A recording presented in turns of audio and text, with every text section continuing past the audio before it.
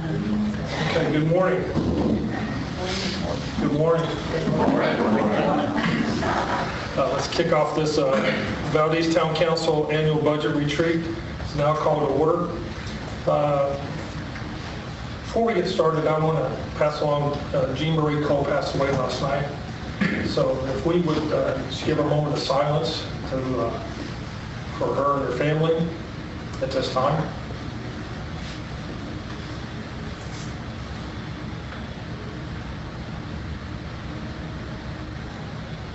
Thank you. Okay, first item on the new business, approval of amended town manager contract. Council, you received an email from me yesterday. I hope you've had a chance to read it. There will be no change to Todd's annual compensation at this time. There were two minor changes that I'll bring to your attention. Paragraph 4, line 9, regarding benefits, there was a typographical error in last year's contract. It was pen and ink. We've made that change permanent, so it basically changed it from short-term to long-term. That was pen and ink on last year's contract, so now that reflects long-term. Second was paragraph 6B, line 3, termination by the manager. We've changed that written notice as read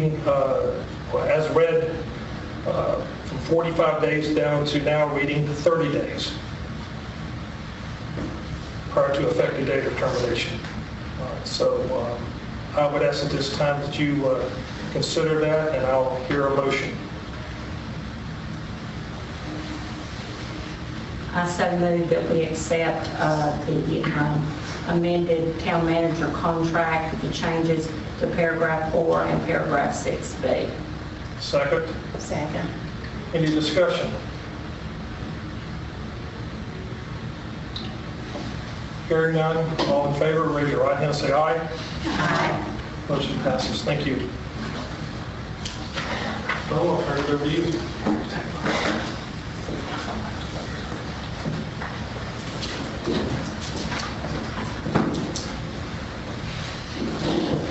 All right, good morning, everybody. Good morning.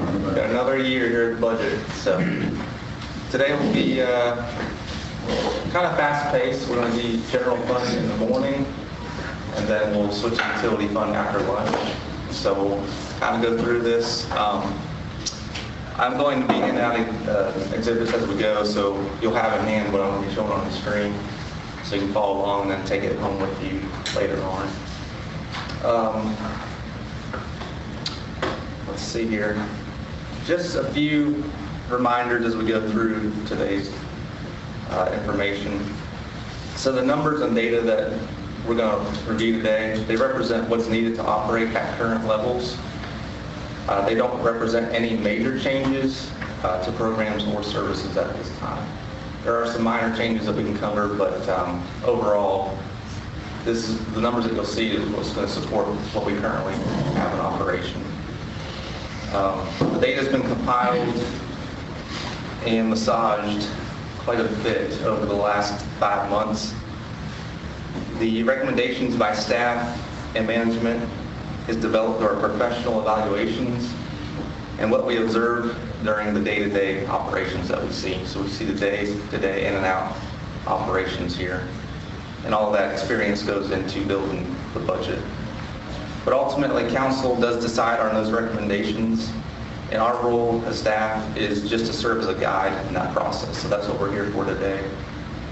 If you have any questions as we're going through the material, please feel free to interrupt me. It'll help me take a break from talking. So it is a workshop, so it's a little more informal. We can interrupt, and I don't want you to forget any questions you might have, so go ahead and ask them as you have them. We also want to remember and be mindful of the LGC's oversight in this process. As we look at the budget, we do have a large project looming out there, the public safety building. We all are familiar with that.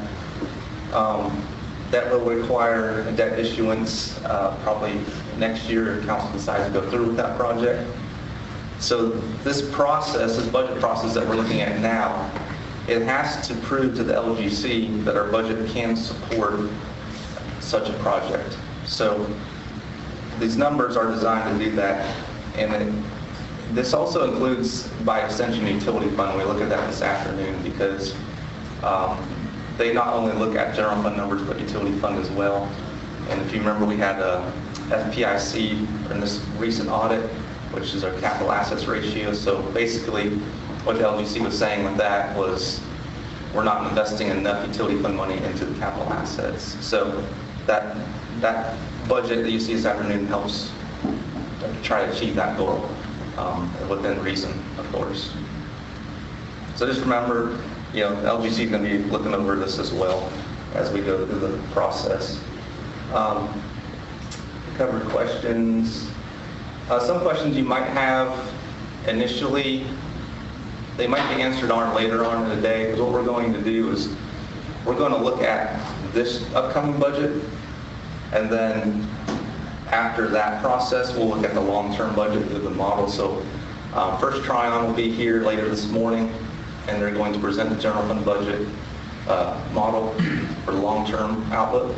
And then for utility fund, McGill Associates will be here to look at the model for the utility fund long-term. So we're going to look at short-term just next year initially with me, and then I'll turn it over to them and they can go through the model, and just like with me, interrupt them if you have any questions. The models are dynamic, especially the one for First Tryon. So if you want to see something, say, hey, we want to change this number, what will it do? We can do that as we go through the process. All right. So I'm going to hand out a couple handouts here. This is just the exhibit list.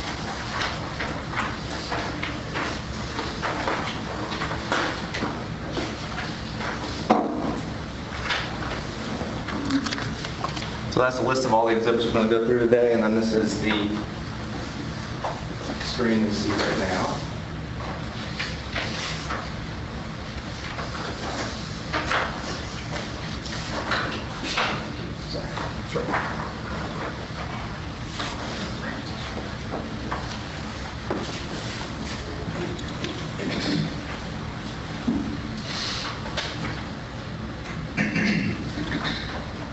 All right, so what we're going to go through is the general fund overview. Then we'll get into the operating and capital summaries. We'll dive in a little bit of the revenue, and then we'll get a little more detail on the capital side, and then we'll have First Tryon come on. So first of all, I just want to remind you the different fund types that we have. We've got the general fund, the water sewer fund, which is what we also call the utility fund. The difference between these two funds is the general fund is taxpayer driven, so it's supported by tax dollars through ad valorem property taxes, sales and use taxes are our two big tax drivers there. Difference with the utility fund is that's more consumer driven, so we think of that as like a business. That's through water sales, sewer usage, things like that. So those two funds are adopted every year by council as an annual process. And then we have what we call capital project funds, which you've seen as a special ordinance, capital project ordinance. Those are multi-year funds. They're for larger projects that are going to span multiple budget seasons. So they roll year to year. They just get adopted once, and then they get amended as needed. So right now, we're just going to focus on this general fund, taxpayer-driven. Quick reminder of fund balance. So the purpose of fund balance, it has a couple different roles. It helps prevent any short-term borrowings for smaller projects. So we have a couple $100,000 issue that comes up or a project, it's better to pay cash for that than to try to borrow the funds. It also gives us a reserve for emergencies, and we really saw that during Hurricane Helene that came through. Fortunately, we have enough in our reserves where we were able to take care of all the things we needed to take care of immediately. You said we do have that on hand? Yes, yeah. It's good to have that on hand to continue to make sure that's on hand. And that's the general fund? Yes. Okay. Yep. Any idle funds that we have available, we do invest those. So fund balance gets invested to try to bring as much investment income as we have. can get. And then also avoids getting that negative attention from the LGC, because they do not like to see a low fund balance. They will send out unit assistant letters on that. So it's important to keep that up. And the reason why they do that is because they know we need that money for emergencies. We don't want to be living on the edge and then get into financial trouble. So they have that oversight to make sure we keep in line there. Can you explain how they changed the minimum requirements for fund balance? Sure. So in the past, the LGC looked at your fund balance, and the thought was 8%. There was never any written rule, but usually it was if you were above 8% of fund balance, they didn't bother you. But that has changed over the years. Now what they do, it's a lot more of a strict formula, and it's a dynamic formula. So they look at your peer group, so your population size, your budget size, and they take those factors and they compare you to other towns and municipalities in North Carolina. And as long as you're at that 50% or above that peer group, you're in good shape. If you fall below 50%, that's when you get on their unit assistant list now. So there's no set percentage. General rule of thumb is to try to stay at least above 50% fund balance. That usually puts you in the safe zone. But as other towns build fund balance, that means we're being compared and we'll fall behind if our fund balance is falling. So, do we know who this peer group is, or will it be changing? Are we aware of it who our peer group changes. is? It's based on your population and your budget size. So like we would know this year who that is, or? I can get a list from the LGC, Yeah. but I didn't know if they gave you a list every year. They don't give you a list. They don't, okay. No. You just have to ask for it? Yeah. Okay. Yeah. Gotcha. Okay.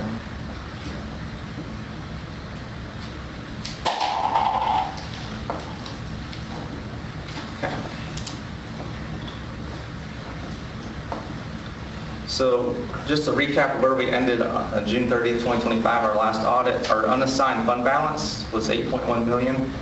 So unassigned means available to use, what we need.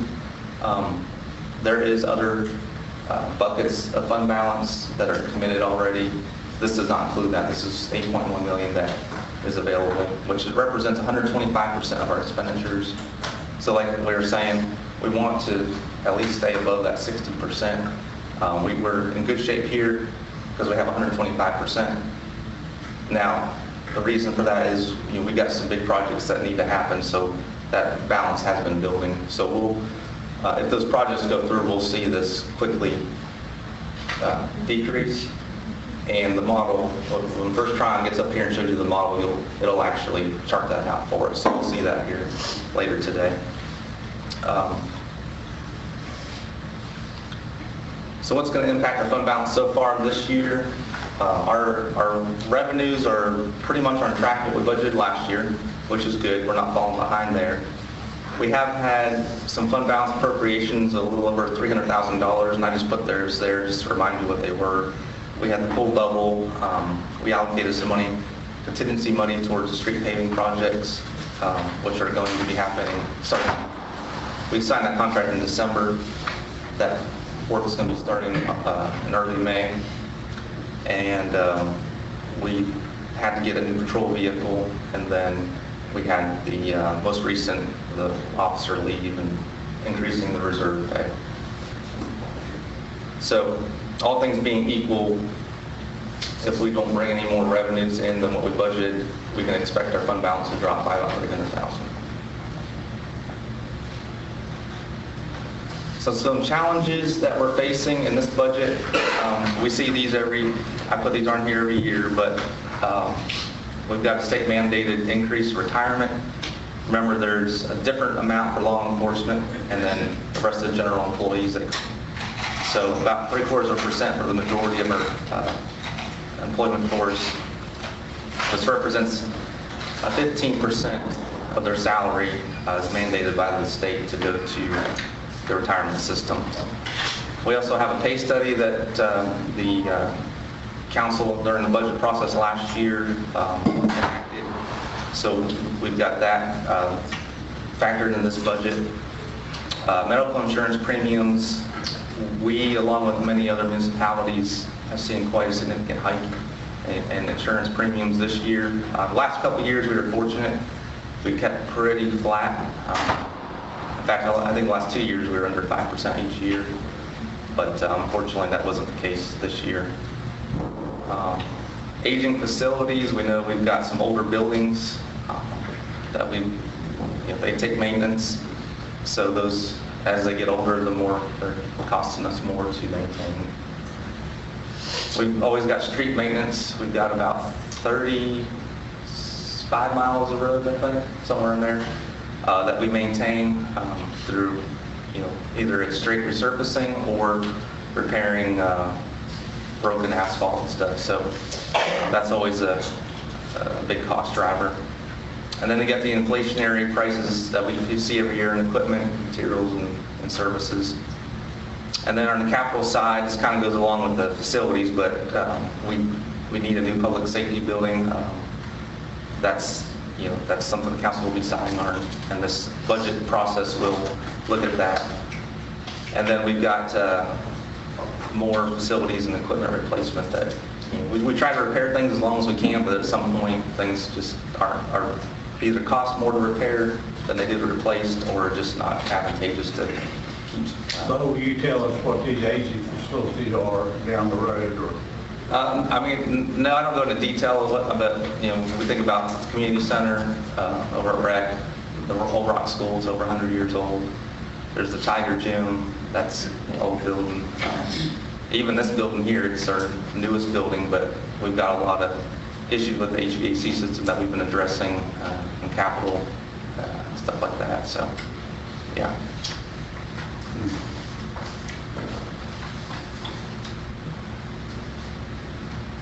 All right. So we'll jump into the summary here. I'll pass this one out for you.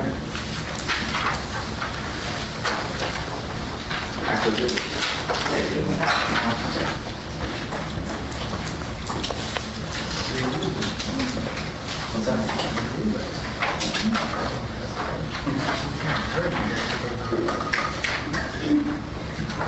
Let's go do that.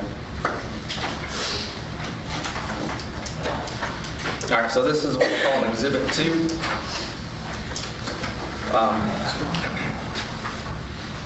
And just a side note, you'll see it says Exhibit 2. So the general fund uses numerical for exhibits, and then utility fund exhibits will be alphabet. So you don't get them confused.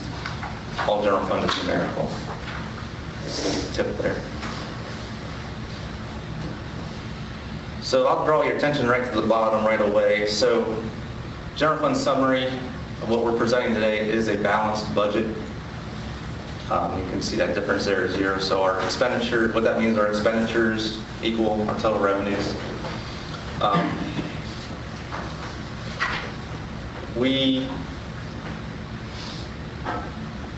We'll get a little more into detail on how we got there, but I will draw your attention to our capital budget. You'll see, last year we had $500,000 in capital. This year we had $179,000. There's a reason why we're at $179,000. We'll get to that and how that developed. But I just wanted you to see this page so that this is the summary page, and our expenditures and our revenues are matching. So I just really wanted that to say that one. But that's an important page to just reference back to.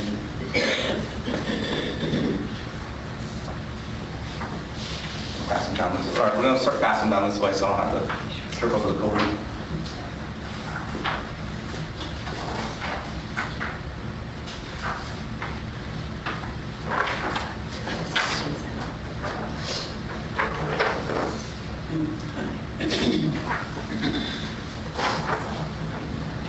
All right, what you're going to be getting is Exhibit 3, which is more detailed about the revenues.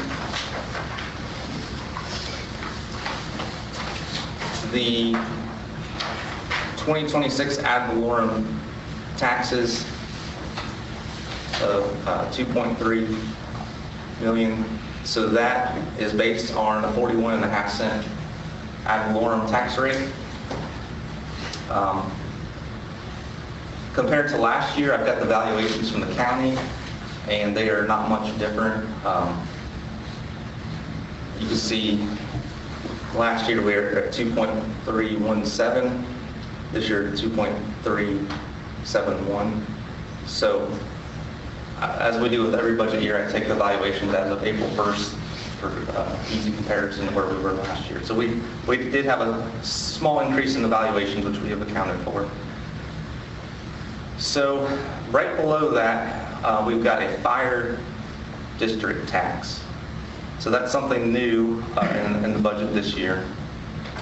And what this is a fire, so you're familiar with what the county does for their fire districts. They have a separate tax outside of their normal ad valorem tax. So this represents a 13-cent fire district tax. That added to the ad valorem tax makes it resets the tax rate to a 54.5-cent rate. And the reason why we say it resets, I'll just bring this up. So some of you may have seen this before, but this is a 10-year history on the tax rate. So you can see 54.5 was the rate for many years. 2024, it dropped slightly, and 2025, it also dropped. We were able to make the budget work with those tax rates at 51.5 and 41.5, but like we talked about a little bit ago, we've got issues with infrastructure. We've got the public safety building looming. So you'll see in the model that the model that First Tryon has, the fire council had us go through with, the model just showing that can't sustain this, even in the short term. So by adding a 13-cent fire district tax, that will help get those numbers up to resetting to where they were before. The important thing to note about the fire district tax is because it's related to fire activities, if council decides to go through with the public safety building and public safety building, once that debt service is satisfied, the council at that time can adjust that rate to, once that debt comes off the books, that rate can be adjusted, now we're looking at, 20-year loan on that, so that's a long time down the future, but that leaves the door open to something like that. Yeah. So I'm going to jump in here right quick and Council, I've sent you out multiple things on our debt. How, for example, we owe more on this building than what it costs to build it still.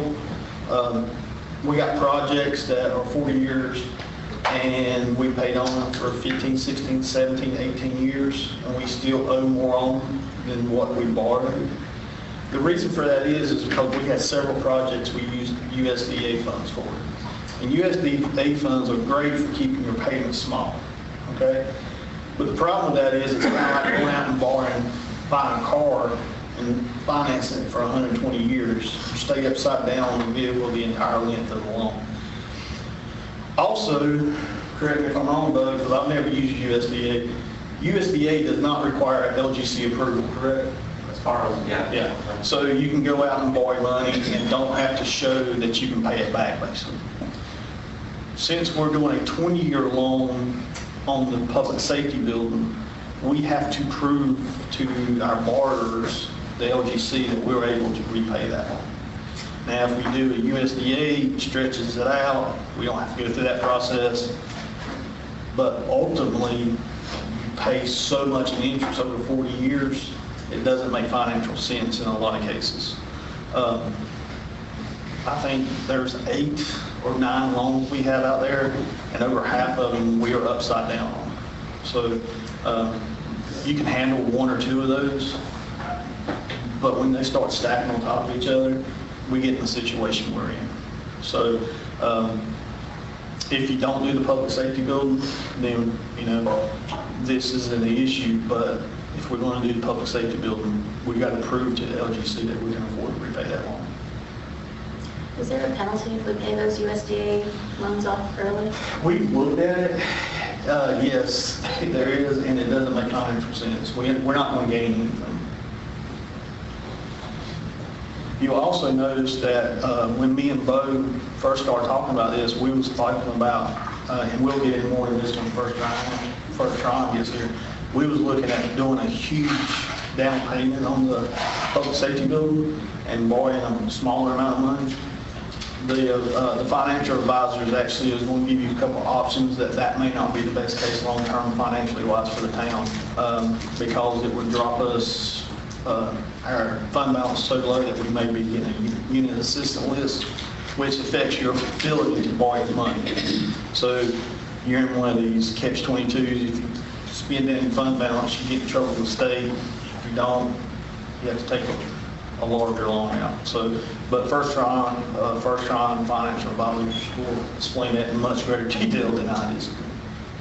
All right.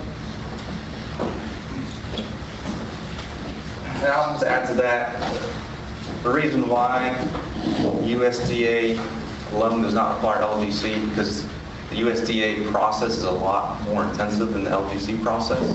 So LGC already knows that USDA's got that and more covered. When we went through the USDA process last time, back in 2022, I believe, and we got approved that loan, we actually had to pay an outside independent firm, financial firm, outside of our normal auditors. We had to pay them $8,000 to do a financial study to provide to the USDA. So their process is a lot more costly as well. And so that's one reason why, the LGC process doesn't cost anything. USDA process does. But their process is a lot more intensive and involved. So if we take a loan through the recommendation of First Tron, we're not going to have to pay anything extra to do that. Right. We'll just go through. And they have a lot of strong connections to the banking The industry. different banks, Yeah, yes. yeah. Okay. So the, yeah. But explain that fire tax to me. I'm not sure I understand that. Now, that's a separate tax other than the ad valorem tax. Yeah, so in the budget ordinance, it would be listed separately from the ad valorem tax rate. We're Similar. already paying any of that. No, this would be something new that's introduced to this budget. Yeah. And it would show as a separate line on our tax bills. Right. Okay. Right. Now we do pay some to Burke County, don't we? And Valdese. Not in Valdese, no. If you lived out in one of the fire districts. Lovelady. Right, right. Now, yeah, if you live in the Lovelady district, Yeah. then it would be a separate line on your tax rate. Okay. So this is going to behave the same way. And that money's going to be used to pay the loan on the fire. That and it support the fire department. Yeah, And to support the fire department. Yeah. Gotcha. Okay. And we'll actually get into a dollar breakdown here in a second on that. I know we got into debt a little bit. I was going to go over that later. So, because I want to go over the expenditure portion. So let's just put debt and stuff on hold for a second, and we'll keep going on here. Interest on investments, you'll see that we brought that down quite a bit, and that's in anticipation of using some of our fund balance towards the public safety down payment, or we call it cash, using cash for that. So our idle funds that we do have invested now, we do have those coming down. And who knows what the Fed's going to do with the rates. If they bring those down, so this is more conservative on that side. I'm just going to highlight, obviously, you look through these and when you take these home, but just want to highlight some of the differences here. Unrestricted sales tax, so from the reports we're getting from the league and some finance conferences I've been a part of, Sales tax is looking pretty flat. In fact, this year, we're right on track right now as far as our projected revenues. So we might see a 1 to 2% bump in that, but overall, I think we're going to stay pretty flat. So that's why that number is staying consistent in the budget.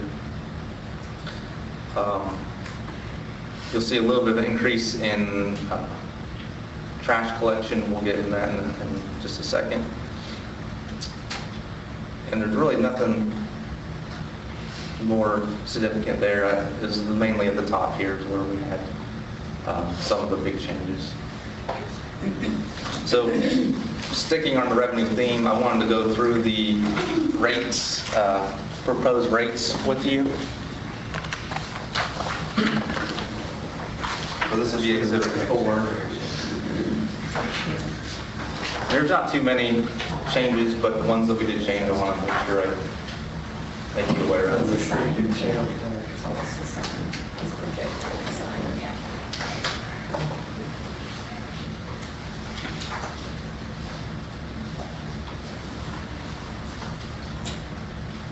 And if there's things that we cover today that still questions on later, or we got questions after you take these home and look at them, please feel free to contact me. I'll be happy to help you through it. So Exhibit 4, these are rate and fees. Anything that's not highlighted is the same as last year. So I'm just going to direct our attention to the highlighted areas. And this is for Rock School on the first page. And this is where we're going to see the majority of the changes. So we have a couple different leases that are using the facilities. We're trying to get these leases increased just slightly based on the amount of usage, square footage usage. So you'll see that the first two, they use about 700 square feet, and their rate, the proposed rate would be $4,700. But then the bottom one, 3,500 square foot of usage, that's going to go up a little bit more because they're using a lot more square footage. So we're trying to get everybody on the same playing field, as you would say, there. Below that is some of the nonprofits that use our facilities. Some use them at no cost. Some do pay a small fee. We're trying to get all these the same so that they're all paying the same rate. So you'll see the Rock Sports Foundation and Local Colony Players, they currently do not pay anything, which is not really fair to the other nonprofits that do pay. So those are two new fees that will be introduced.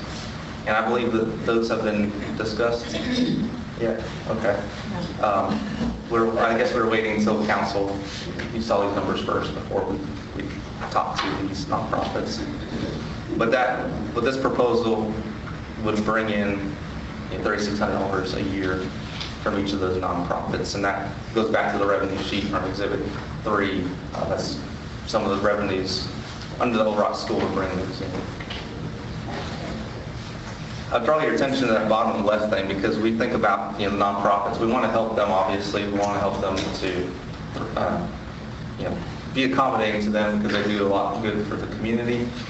But just remember, when they are using the Rock School, they're using our electricity, our gas. They get free Wi-Fi. The water that we provide, the restroom facilities that we do pay to, and staff cleans. We have a security system there that we pay for, supplies for janitorial services, and then trash and recycling collection is covered under what they use the facility for. So they're getting a lot in that package, especially with the ones that are not paying anything at this time. $3,600 to $300 a month. They still get all those amenities included with that. All right, going on to the recreation facility. That first page, no changes, proposed changes there, memberships. But if you go to the next page, the only change you're going to see is under the bowling center.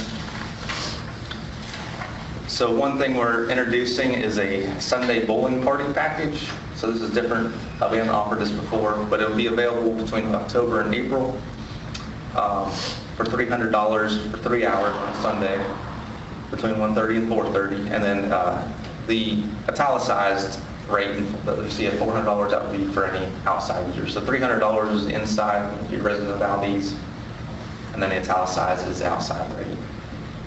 And then along with the bowling theme, for lane rental, we propose increasing that by $5. And then for the game rates, increasing each game by $1. We think bowling has been pretty self-supporting overall as far as operational wise. Capital wise, we do invest some money in the bowling maintenance, but this will help try to get recoup some of that. Bud, what was the reason that we decided not to go up on swim and fitness for outside city limits people? Good question. We increased those not too long ago, and our rates are either right at or more than what we call our competition in Morganton. What are they charging? I don't know exactly what they're charging at this time. I remember. It's excuse me. Predominantly looking at the aquatics and fitness household memberships, the outside city limits compared to the Y, it's within about $50. And then you're talking about additional classes and childcare available in that time frame. Okay, but we're charging $50 more, $50 less? $50 less currently. And we're, with the issues with the bubble that we had the last 2 years, I think we need to at least get that make sure that gets established, and we don't want to price ourselves out of anybody. If rates are equal, we might lose some outside people to Morganton. So it's a fine line to balance where how much can we charge versus how many people we're going to lose. We might be able to charge more, but if we lose some memberships, then it's all going to equal out. Can I throw something out here? Yeah. Additionally, that's a one-time payment. That's not something we break out over months for folks to pay. So we've had issues with folks come to us and say that that's a rate that at one time takes a pretty big hit on their pocketbook.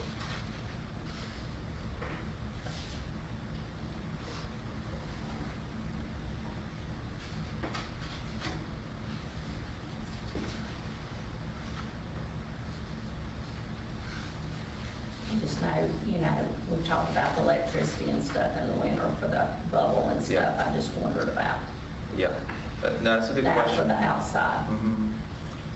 But We can always revisit those rates, but from what we've observed, we're afraid if we increase them any more than they are now, that what does the Morganton Rec charge for their facilities? The indoor pool they have? I'll have to look specifically. Okay, I'd like to know what their charges are Yeah. and see what we are compared to what they're charging. And it might be something that we don't hit this year, but maybe next year. Yeah. Let them go up on our rates one more year, and then we look at if they do go up. I mean, we could equal them. I Yeah. don't see any problem with us equaling, doing something they're doing. Yeah. Okay. All right, going on to Public Works.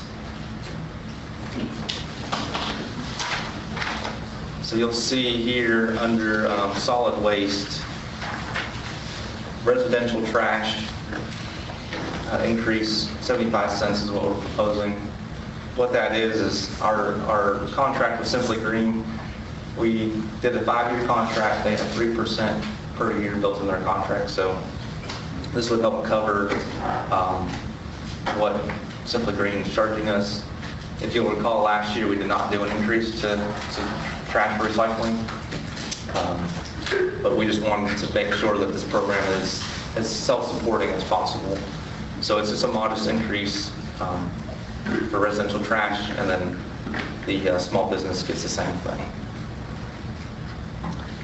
And then the construction debris, that's that dumpster that citizens can get. Right now it's $100. We're proposing to go up to $125, which is still a lot less expensive than getting a commercial dumpster somewhere. So, and that just covers, increase in fuel costs and things like that for us to go unload that dumpster.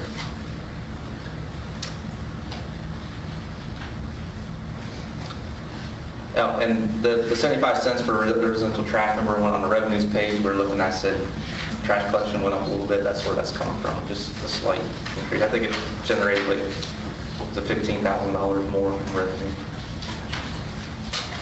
Under planning department, we've got a new town planner now, and he's identified some things that are in our ordinances that need to be included in the fee schedule, because they're in the ordinance, but they're not in the fee schedule. So we've added those things here. You'll see a development permit, a street right-of-way closing, a major encroachment permit, and then a minor, and then a driveway permit. So you'll see the $1,000, $1,500, those are big numbers.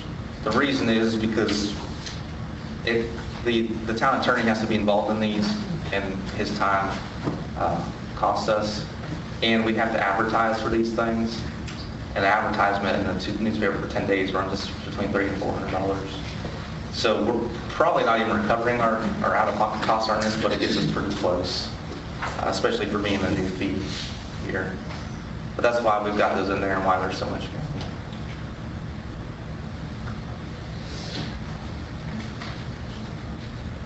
And then the last page is fire department, and we made a lot of changes last year. This year there are no proposed changes to the fire department rates and fees. So all those are built into the revenues page that we looked at earlier. All right. Any questions on that? Any more questions? Okay. We'll move right along here. We're going to go to the expenditures.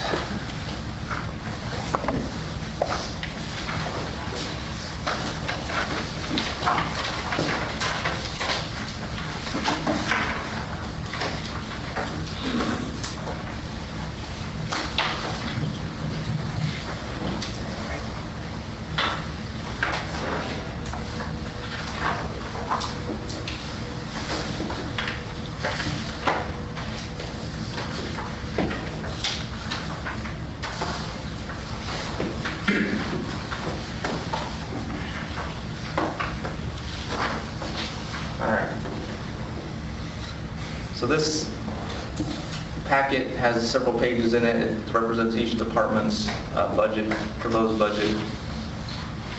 We always, start off with Department 3100, which is council's budget. Not a whole lot of changes in there. If you recall, the prior council had voted to eliminate health insurance and allocate that resource towards salary. So you'll see there is no money budgeted for health insurance, but the salaries is up there now.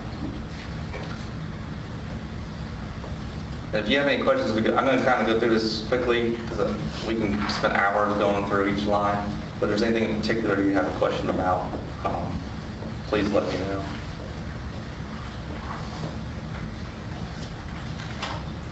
I'm just trying to highlight some things to you. And you'll see this in the graphic that's coming up at the next exhibit. But admin's budget, it looks high, but there's a lot of things in here that are budgeted for other departments. For example, insurance, right here, this is property liability insurance, workers' comp insurance. It's budgeted for all departments. It's not broken out by department. I do have that breakdown on a separate sheet, but it's easier just to allocate it here. So that's why administration budget looks higher than a lot of departments. But you'll see in the next exhibit how that actually breaks down. We've got the debt service payment for the town hall building in here. There isn't a whole lot of changes on this one to go through. Same with Public Works admin. Now, Public Works has about 4 or 5 different budgets, pages.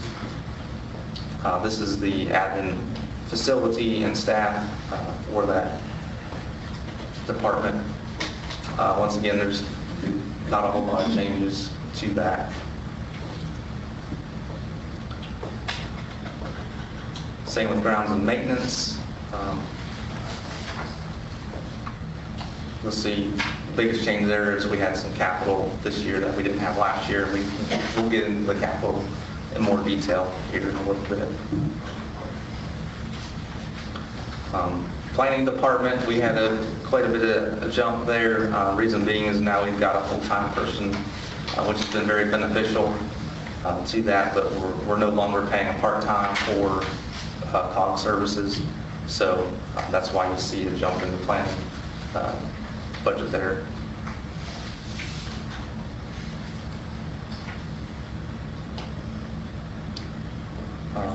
So police, again, not a whole lot of differences other than, the salary study is built into these. I should have said that from the beginning.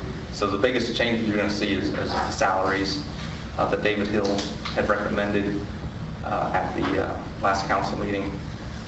So his recommendations are built into this budget for each department.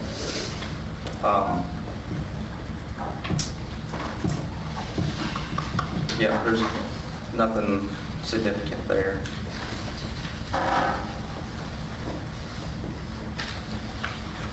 So fire department, one of the bigger changes here you'll see is under part-time pay. So what that's doing is currently between the hours of 5 p.m. and 8 a.m., so overnight and on weekends, we only have one fire engineer on staff, which it's obviously not good to have one person trying to drive a truck, take care of fire themselves while they're waiting for mutual aid to come help. So what this does is it gets an extra part-time person so that we have 2 people on shift at all times. It's a lot more cost-effective than trying to hire multiple full-time people to do this. So it's a route that Chief Bolton thinks he can attract the right individuals, because this is going to be more than one person fulfilling this part-time role. But part-time is advantageous to us because we don't pay a retirement on it, and we don't have health insurance for a full-time person. So this gets us our second person, and what the second person would be is they're usually a full-time person at a different department, and then they fill in shifts at other departments, and they're, I guess, off time. So we think we can achieve that by the part-time position. That's why there's a big jump there. Well, if I may ask, and this might want to bring Truman into this question. In the years to come, do you anticipate, and I think you've alluded to it in the past, volunteers will continue to reduce and the need for full-time will be increased? Yes. Yes, very much so. So I guess the question is how do you, long-term projections, is that something you're going to eventually consider, what the impact of that will be going forward? Yeah, and this helps address some of that, getting the part-time. It used to be where we had more volunteers to show up to these events. Now we just have one person showing up, and then we're relying on our Love Lady, mutual aid, and Triple Fire District mutual aid. So this will help alleviate some of that for the time being.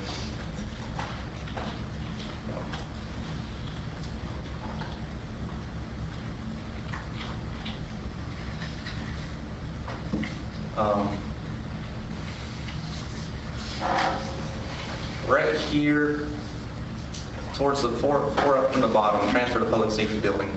So before we had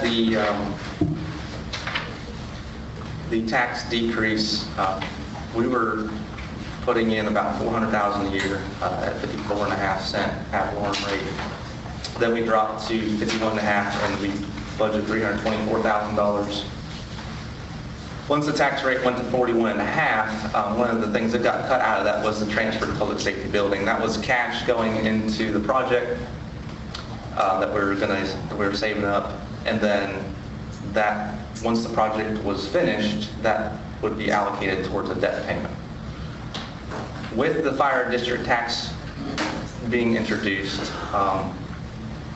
that was enough to cover some of these operational expenses, and then we had $105,000 that we can put towards the public safety building transfer. Obviously, the debt payment is not going to be $105,000, and we'll get to that with first try later, but it does help chip away at that going forward. So that's part of that fire district tax rate that we talked about earlier.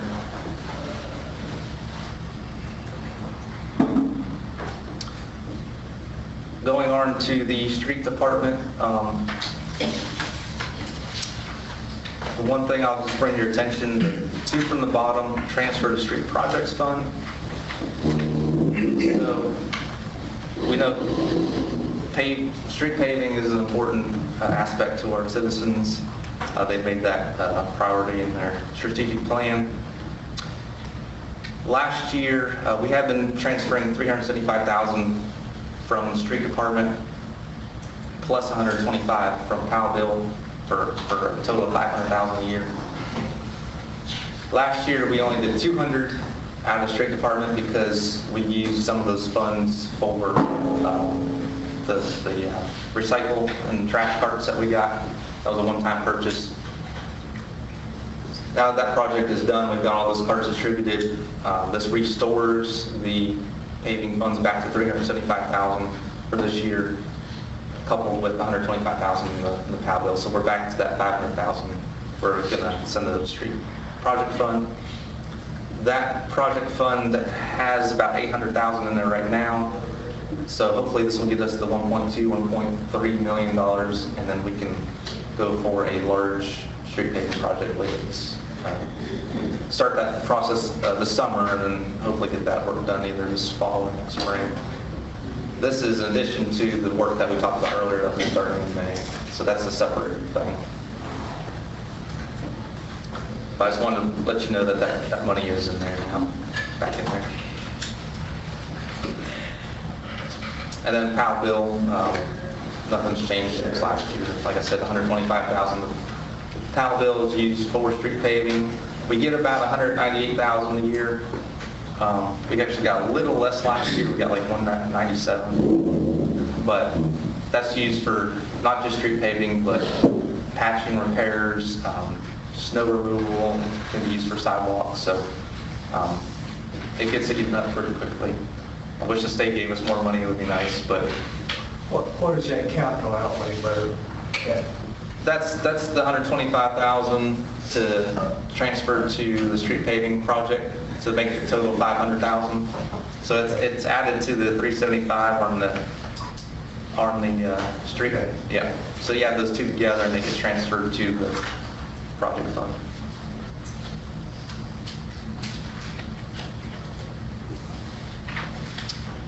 Sanitation department. No big changes here. Last year we had that $230,000 in capital for the carts. So that, like I said, this project was done, so that's fallen off. And then under contracted services, that's where Simply Green funds reside.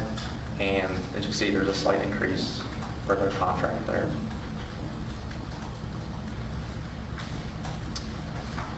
Recreation department. Part of the pay study not only focused on full-time staff, but like we talked about fire department, part-time staff. We looked at David Hill looked at what part-time lifeguards, concession workers, those types of positions are parks maintenance folks, especially in the Morganton area, what the rates are. This proposes a small increase, like $1 per position, $1 per hour, which is still not going to get us to what Morganton pays, but it does help lessen that gap that we're competing with there.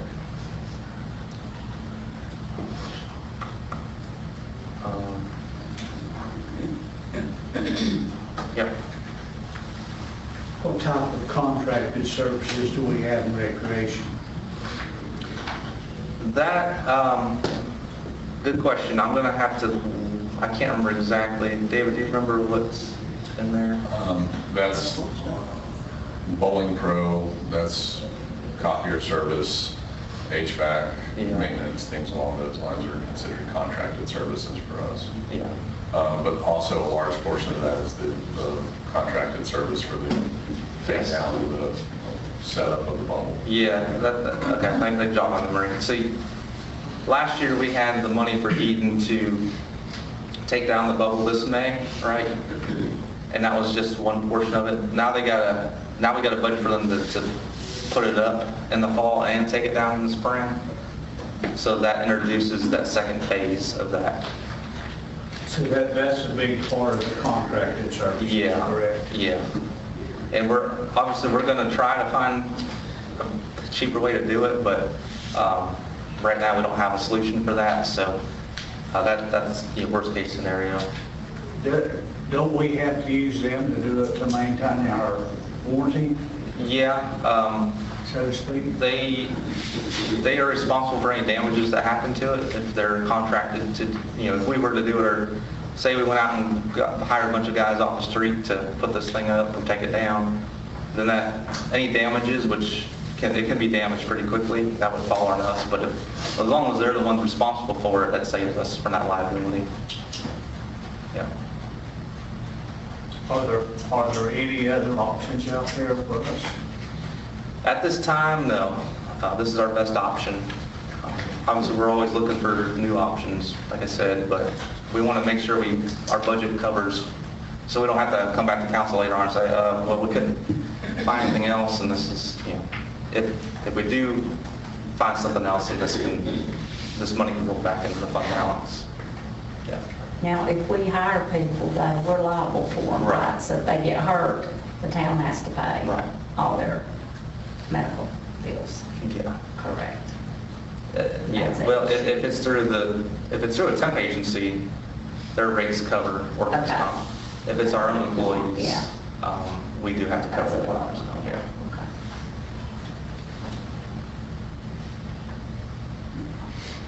Okay. Okay. And then we've got community affairs. There are some changes in here. So I'm trying to think of the best way to describe this, but one change we did make was the Family Friday nights. We had through, Mercy, you'll have to help me remember this, but we had through May through June, May and June. For this budget, it's, this current season will end with Festival Saturday. So we did have a little bit of cost savings by not continuing through the end of August. And then this budget also includes the beginning of 2027 season, which was cut to one concert in May, one concert in June. So we would only have 4 main events for 2027 season. So 2026 those events are already scheduled.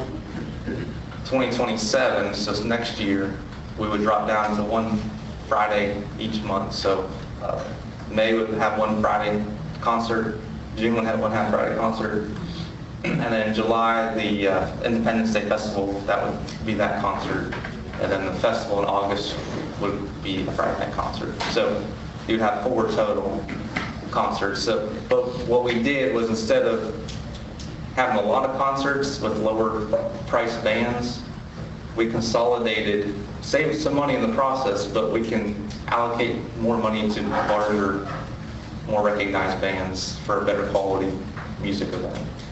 So that's kind of the approach we took to that. And when does that start now? That'll start in 2027. 2027? Yeah. Because we usually are booking out about a year in advance for these bands. Yeah. So this year we'll have one every month? Or whatever we. But it does end earlier than our normal. It ends with Festival Saturday. So we are bringing back a Festival Saturday night concert this year. Now, what, Saturday night? Saturday night, Friday, and a Saturday night concert. Yeah. Yeah. So we're saving some money by eliminating some Friday night concerts, but in return, we're going to get a better quality product out there. In 27. Yes, in 27. Yeah. What is the Valdese Tourism Commission? What's the reason for that increase there? So those are the occupancy tax numbers that the TDA gives us. We've got a little bit of a balance in there left over still from the COVID years. So we're going to use that to help. Now, there's only certain things we can use that on. So that I've that's got to money detail we're with. getting. Right, yes. It's a reimbursement basis on money. Okay, gotcha. So we have to spend it in order to get it. Yeah. And that money is offset by the revenue side. So you'll see in the revenues, our occupancy tax numbers offset that. Okay. Yeah. So one other thing, if I can share, also from Helene, there was a huge increase in what was collected for occupancy tax because so many construction workers were in the area, because we were that first stop before you really got to see a lot of the damage. So we did see an increase in what was collected for that too. Oh, yeah. I said COVID. Well, COVID too. But, We're yeah. still, COVID year, we budgeted half of what we typically would take in, but so many people were traveling fairly locally, so that number we did still reach what our typical amount was. So that's where some of that surplus kind of is. And that number comes from the TDA. They let us know what is available for us to draw from.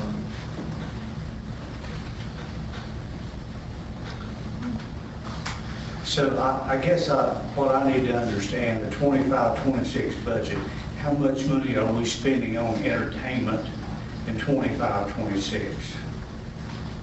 What line is that under? Contractual service entertainment? Yeah, that's 452. 4 or 5, yeah. Right. And then it goes up in 26-27? Yes. That Or the also, budget for 26, 27 is what we're working on. but that also includes the Bluegrass at the Rock concert series.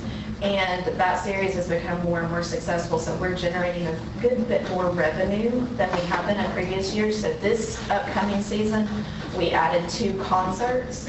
So that's why you see an increase in that budget line, but it is offset by revenue on the other side. Yeah. So Family Friday Nights is in there as well as our Bluegrass at the Rock series. Well, and that will drop in 27-28. What's that? That will drop in 27-28. Yes. Significantly. Yeah. And the reason why you see, it's a good question. Family. Why you see an increase in that line Yeah. is we are kind of putting more money towards our bluegrass, like Marissa was saying, our bluegrass concerts. We're trying to get more national acts in. And in return, we upped our revenue side. So if you look back at the revenues for that page, Exhibit 3, I can pull it up on the screen for you here. Is that under, what line was that? 452. No, the revenue side. Other revenue, 026. 26. That's for the rock school bringers. Yes. Yeah, so you see a big jump from 58 to 85. Yeah, so, see, we budgeted 58,000 in the current 25-26 budget, but because we're boosting the numbers for better concerts, our sales, ticket sales will go up as well, so it's offset by the revenues. Will it offset it, you think? Yeah. Bluegrass. That's the plan. Yeah. Just a bluegrass? Yeah. Since you're on that revenue page though, for the occupancy tax there, I know it had a big bump, I think, and maybe Marissa explained that a second ago, but what's the occupancy tax bump on the revenue side for, That one went to 160 from 95,000, I believe. Yeah. And that, when you see in the expense line shows 145. but we take 15,000 from that revenue that can be allocated towards tourism salaries. So there's 15,000 in the salary line as well. Yeah, TDA lets us allocate some for staff time. Okay. And one other thing, but I don't know if you want to touch on this now or not, but another increase with the entertainment line is the fact that the way the year falls for Independence Day, we're still going to be paying premium rates for our fireworks and for our entertainment staging and all that for 2027. So the following year, if we go back to the Friday before the 4th, then that'll adjust as well. But right now, We'll get to that in a... Okay, I'm sorry. You're fine. You're fine. Okay. So sticking with the expenditures theme, something we wanted to show you was Exhibit 6. And this is actually a little infotainment or a graphic for you. With the assistance of our new planner. I'll give him credit on this.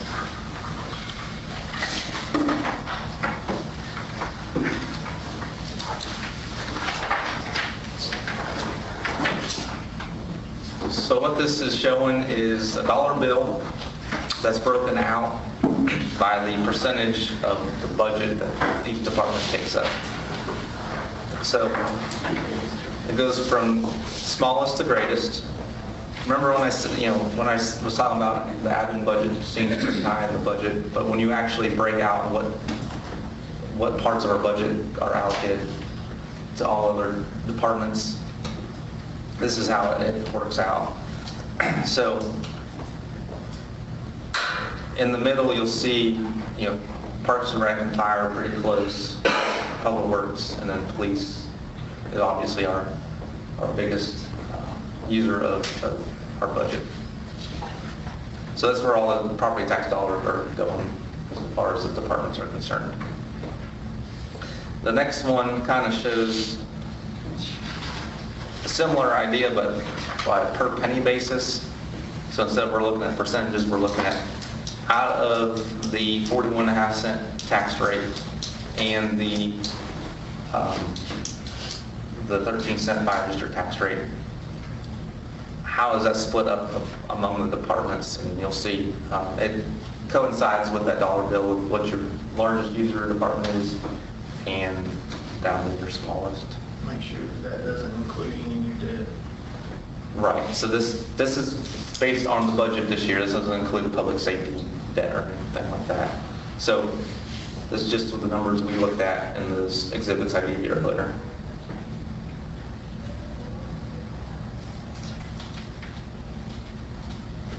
So based on the revenues that, the tax-based revenues that we looked at on the tax rate, the value of a penny is equal to $61,506 as proposed.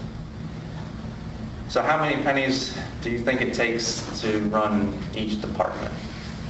Well, it's simply, it just takes the department budget divided by that value of a penny. And the results are pretty consistent with what we've seen. So if the way I explain this one is if taxes were our only source of revenue, right? We didn't have sales use tax, we didn't have occupancy tax money coming in, just strictly our tax rate. It would take this many pennies to run each department below at current levels. So a good one to look at is our fire department. 23, almost 24 cents it takes to run that department. So when you think about a 13-cent fire tax rate, that's just slightly over half of what that's taking to run that department. And remember, that's not including the debt payment that would be split between fire and police. So, if public safety building were to proceed forward with new construction, obviously that number would go up a little bit because their expenditure would increase. But at this time, even at where we're at now, it costs 24 cents to run that department. So that's where your 13 cents helping kick in to support that operation. The total amount of these is $1.39, so if we had no other revenues coming in, we'd have to have a $1.39 tax rate to support the functions of the town at their current levels. I think it's important for council to understand the reason why Bo put this together, and we had these conversations. Over the entire budget, you only control 24%. You can only control 24%. 70% of our revenues are outside your control.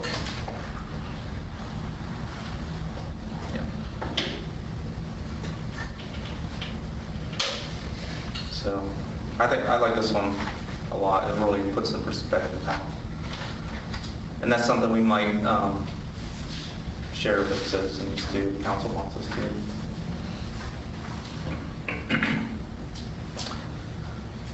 So going still under the expenditures theme, Todd had talked about this a little bit ago, but our debt in the general fund, so this is showing what debt we currently have outstanding. There's 3 items.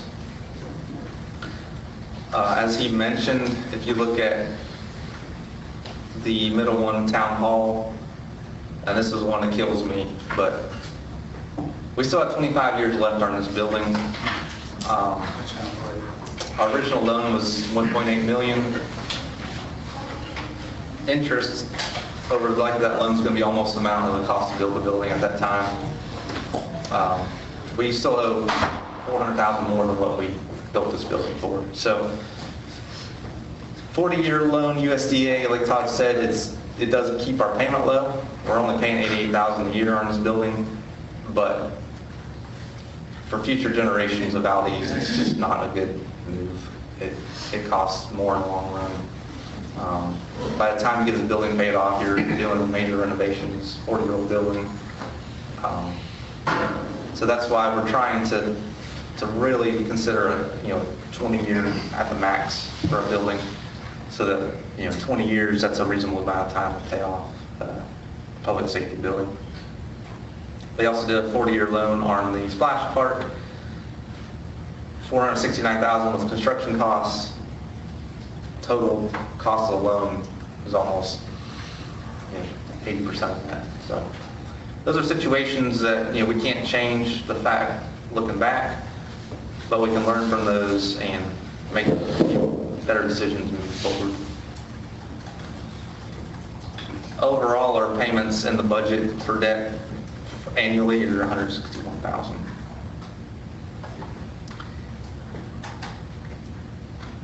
Any questions on that? Do we want to take a break at this point? Take a 5-minute break and then we'll do this and see how it goes. Oh, I'm sorry, I do. Thank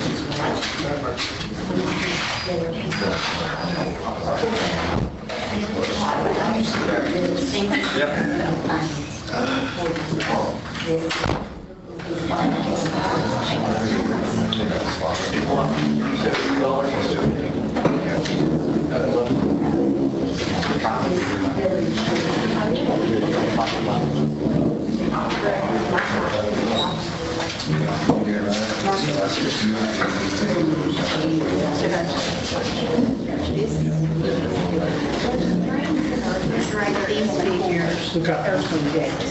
I'm sorry, I didn't want to do it. Yeah, 40 page. These numbers divided by that. I can't say those. Yeah,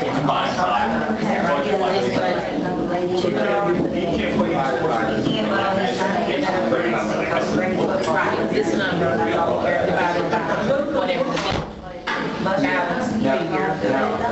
Not technically, Both sides to make sure that it's Right. Yeah, that's why I had trouble with that one, so about 4 times a week, he's got really bad.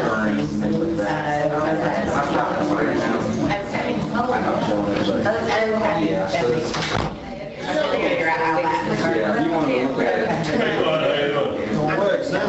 Thank you.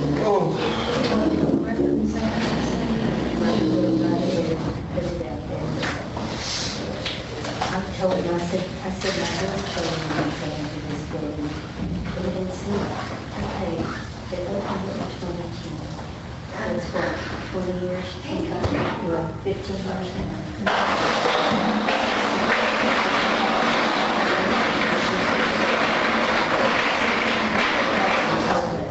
So that it's only for everybody, not not just what's you. No, thanks, Ron. I'm good, honey. Okay. The building, what they requested is building the building for everybody, police department, fire department, administration. Those plans were presented. There was nothing from the fire department.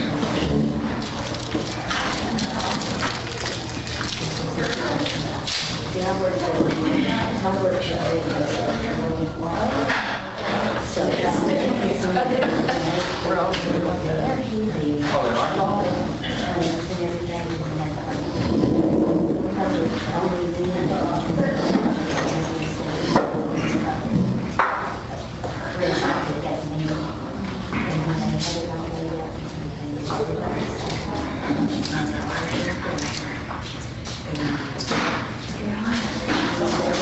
So this year, we'll have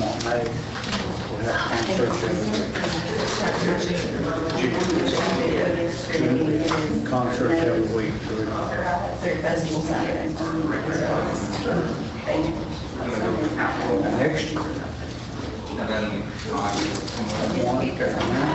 Good morning. How are you? Great to see you. And I think if we can put it to, we can build it. What's up? When you get old. Oh, Lord. that's up to the customer.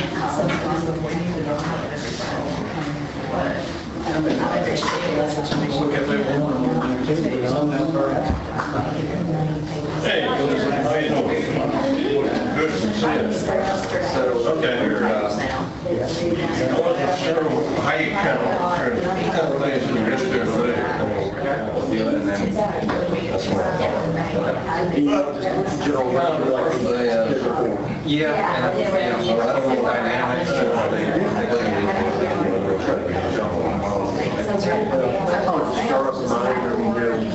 That's not model and what you pay for. Never bad. It's theirs.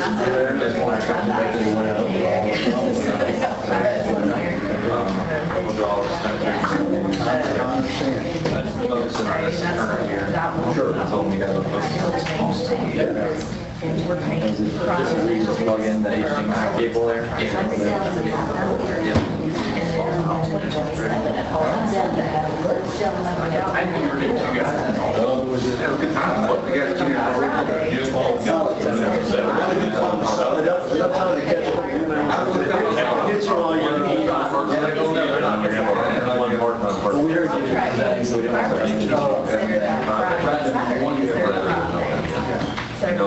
Just enough time out there to catch up.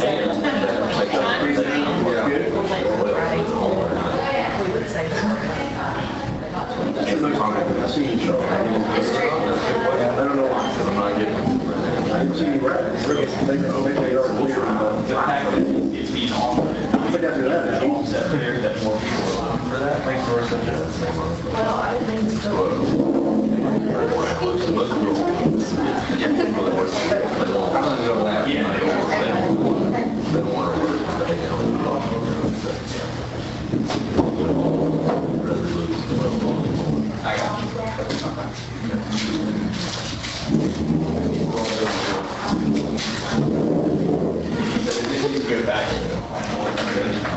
Well, I got the cost estimate for it.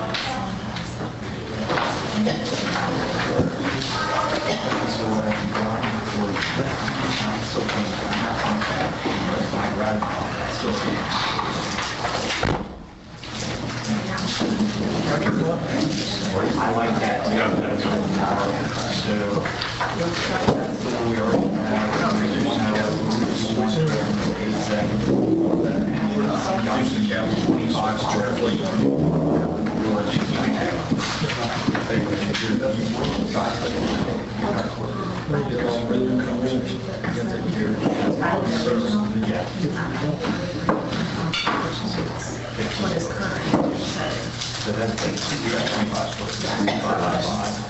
All right, we're ready to get rolling here? So what you have in front of you, Exhibit 8, which is a summary of our 10-year CIP. We do a 10-year CIP, but really 5 years is probably what we really need to focus in on. Things change a lot over the years, but it is good to have a 10-year plan so we know that what's coming up. And so when first trial comes up here in a couple minutes, this CIP is built into the model, so we're not going to get too deep into future years. But what I did want to bring your attention, the totals at the bottom. So you'll see $179,000 in the general fund this year for capital. Remember that we said last year was 501. And then if you look towards the future years, you got 679 next year, that's projected, 769, 691. These are all cash. And then we've got a loan here for the fire truck.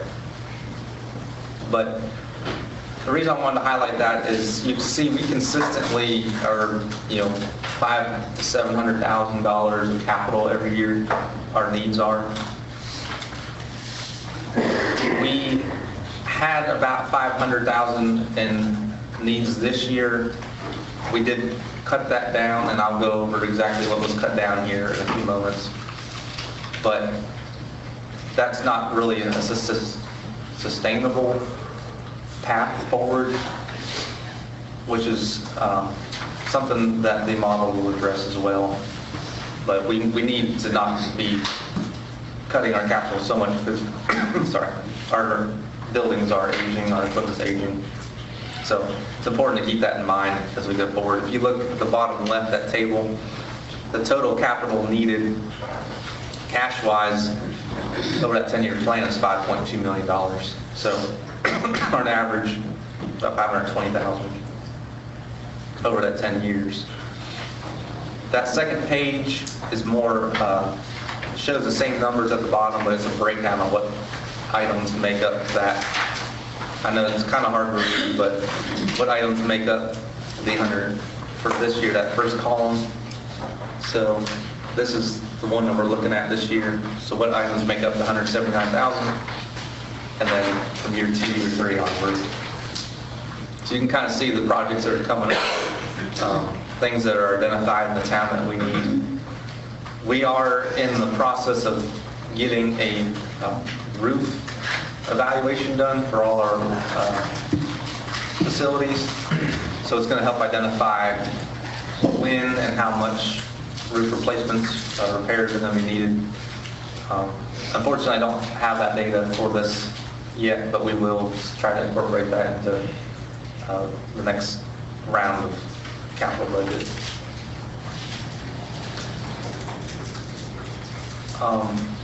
What I'm going to pass out now is Exhibit 9, which sticks with the capital theme. I'm sorry. It is the actual CIP request forms. So you can see what items make up that list, again, in more detail, why they're being requested, what they're replacing. For example, Town Hall, we've got eight HVAC units. I've been trying to budget to replace one a year because they are getting up in age. So we don't really have time to go through each one of these in detail, but please look through those packets, and if you have any questions, either I or the department can answer it. Because I really want to focus more on the model and long-term outlook, but this gives you an idea of the request form. you will see in there that there were a few items that have been cut. And that kind of you'll see I put cut. So I left it in there so you can see what was requested, but it was cut. And that kind of leads us into the final exhibit, Exhibit 10, which is our recommended cuts to make this budget balance. Pass those down. So remember, we're just talking about the current fiscal year upcoming budget. When we inputted our needs for the year, it left us a deficit in the general fund of almost $429,000. But we got to get down to balanced budget. So how did we get there? You'll see the top three items, capital items, is what we're proposing to cut from that budget request. So the first one for $90,000, and this is how we got down to $179,000 in capital, because these were originally included with that. But $90,000, we know the McGalley Falls parking lot needs addressed. This quote for $90,000 was to remove all the broken asphalt and replace it with a compacted crushed stone, and then stripe the parking lot. So it was going to be a pervious surface where we wouldn't go back to asphalt. It would just be a stone surface, compacted. And that's getting to be more and more popular as an alternative to asphalt. But that would include parking stops, the concrete parking stops as well. I think there was 60 or so of those, but we had to remove that out of the budget. $143,000 was removed from community fairs for the windows on the south and east third floor of Rock School. This is actually the first of a 10-year plan for repairs to these exterior. We did apply for a grant to cover this. Unfortunately, we were denied. We're going to keep continuing to apply for grants for this. The total cost of the work is about $1.3 million that needs to be done over. We're trying to split up over 10 years to, soften the blow on the budget. But we're hoping if we remove it this year, we can apply next year for another grant and maybe get it. We'll see. But we're going to keep trying. And then sanitation removed a truck that was requested out of that department for $45,000. So those were the three capital items that were removed to help balance the budget. The rest of these are operating expenses. Some of them are not very impactful, some are. Tiger Gym, there were some repairs to, I think, putting in a new water fountain, painting some exteriors, such as the porch railing, doing some repairs there. $8,000 was estimated cost of those. This is really a bigger discussion about Tiger Gym. What's the future look like for this building? Is it something that we want to keep putting money into? So before we put more money into it, we're just going to put that on pause until we figure out how much is that building really benefit in the town and how much is it hurting our budget. And then small items out of community fairs, $2,500 for bouncy houses. We usually have those at the Spring Craft Show and the Friday nights on May and June. Those were cut out. The downtown Christmas decorations, we did just purchase new ones this prior year, so we did cut that out since it probably would not be needed for new ones. That next one you see highlighted in red, that's in red because that's the number this year, but this is actually a compounding number, so it's going to grow in future years. What this is a reduced work hour based on the new hourly pay in the pay study. So the new pay study says an hour employee should be getting this much per hour. So they will, in the budget proposed, they would get that new hourly rate. However, looking at the efficiency of departments, if we cut the hourly positions back from 40 to 35 hours, that will save us $74,000 on the salary study budget. So employees, they would still be taking home more money at the end of the day, but in return, they would be working less hours. And help me if I'm explaining this correctly, but in my mind it works, but it's hard to explain.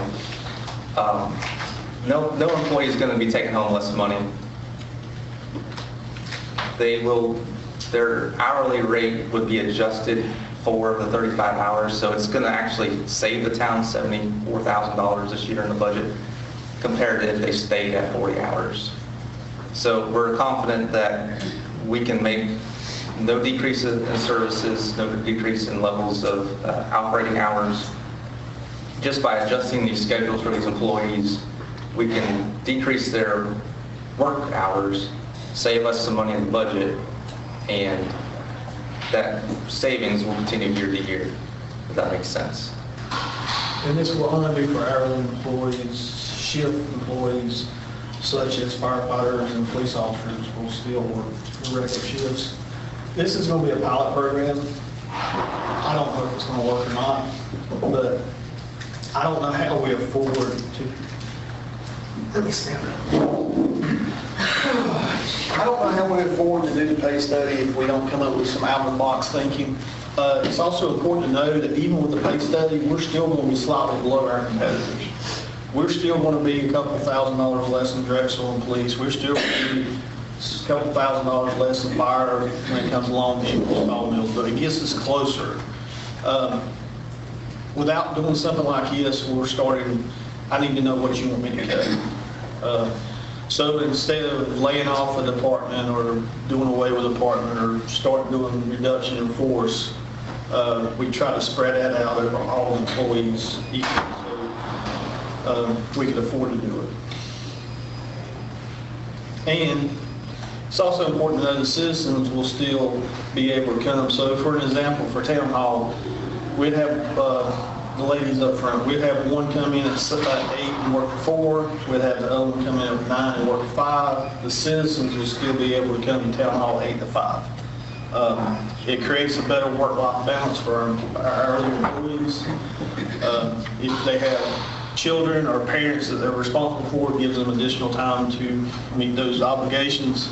I may be coming back to you next year and saying that this didn't work, we got to readjust. But just know if we do that, we're talking about significant cuts other places. That 74,000 is just in the utility, is just in the general fund. That number is, when you add the utility fund to it, it gets much larger as well. Todd, in my simple mind, it makes no sense to give people a raise and cut their hours. So I don't understand that. So if I'm going to be working 35 hours, I'm cut from 40, and you're saying I'm going to be taking home more money. yes. How much more money? And if they work in the 40 hours? So what we have worked out is we guarantee that all employees bring home at least 3% more on their paycheck than what they bring home currently. I don't understand that at all. So it's also important to know a lot of cities don't work 40 hours to begin with. A lot of cities work on the 37.5. They take 30, they only work 7.5 hours. We could adjust to that, but to do that, that means we have to cut something else. We wanted to try this to see if it worked.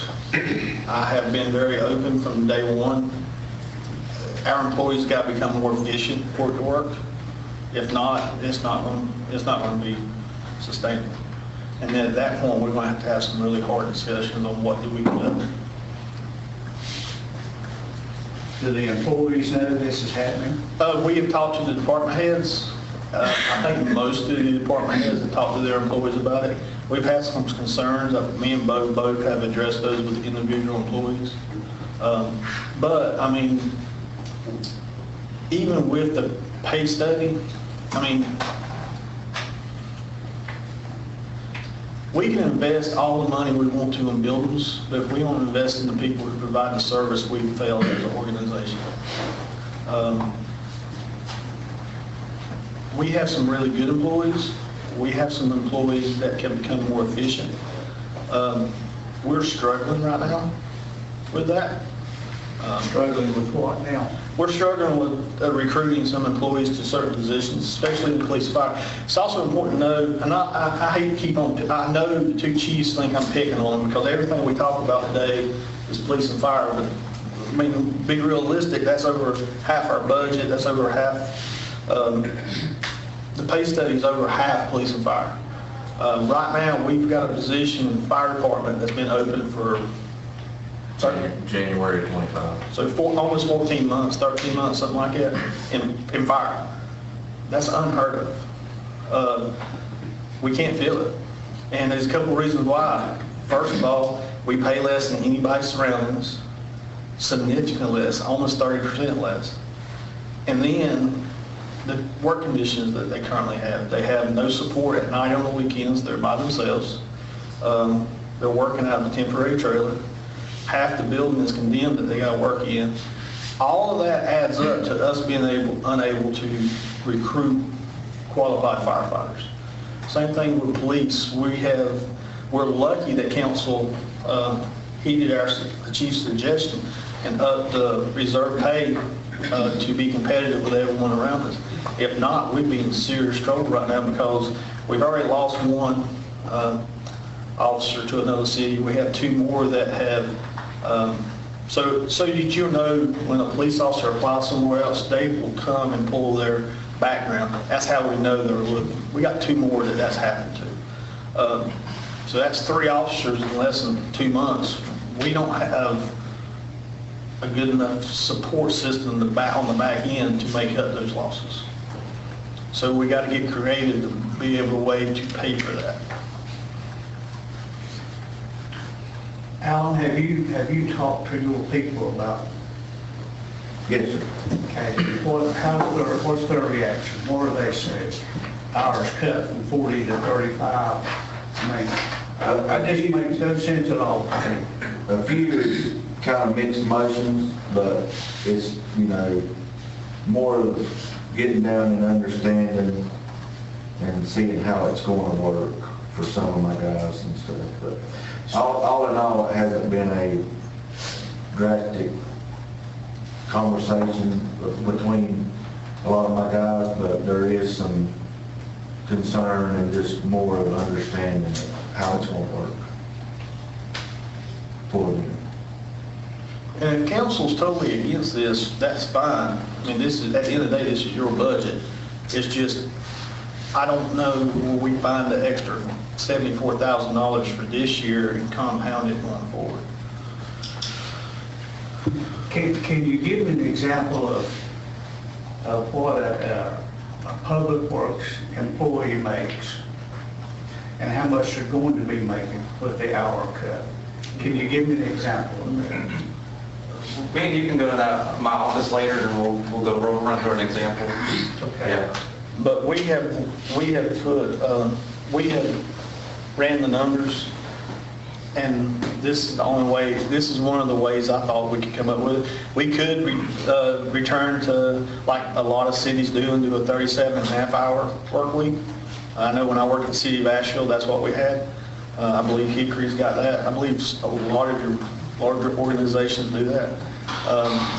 It's important to know that the 35-hour only saves you on the hourly rate. It doesn't save you on the insurance because they still get full-time benefits. And that's the second way. It's still full-time benefits. Again, you only control a small portion of your budget. There's only so much we can control when it comes to salaries because we have to pay 15% on retirement. We have to pay FICA. We have to pay all this stuff. So it's not just the hourly rate that we're saving on. We're also saving on the benefit side, on the FICA and stuff like that. So we're saving roughly 27% by doing that per hour. But they're taking home more money and getting less time. So think about this. If we pay them exactly what the pay study says, and they work 40 hours a week, the average employee, I believe it was 18%. So it's hard for us to swallow 18%. So the way to do that is to reduce their work hours by 12%. So they still net a net increase. It's either that or we don't fully fund the pay study, and then at that point, we're going to, that brings a whole nother set of issues. No matter what we do, we're going to lose some employees. It's just the nature of the beast. I think this is one of the ways that we retain the most employees. And I'll keep saying it may fall into space and not work. I have no idea. But this is the thing that we came up with, try to think of something outside the box that we can benefit the employees and save them some money.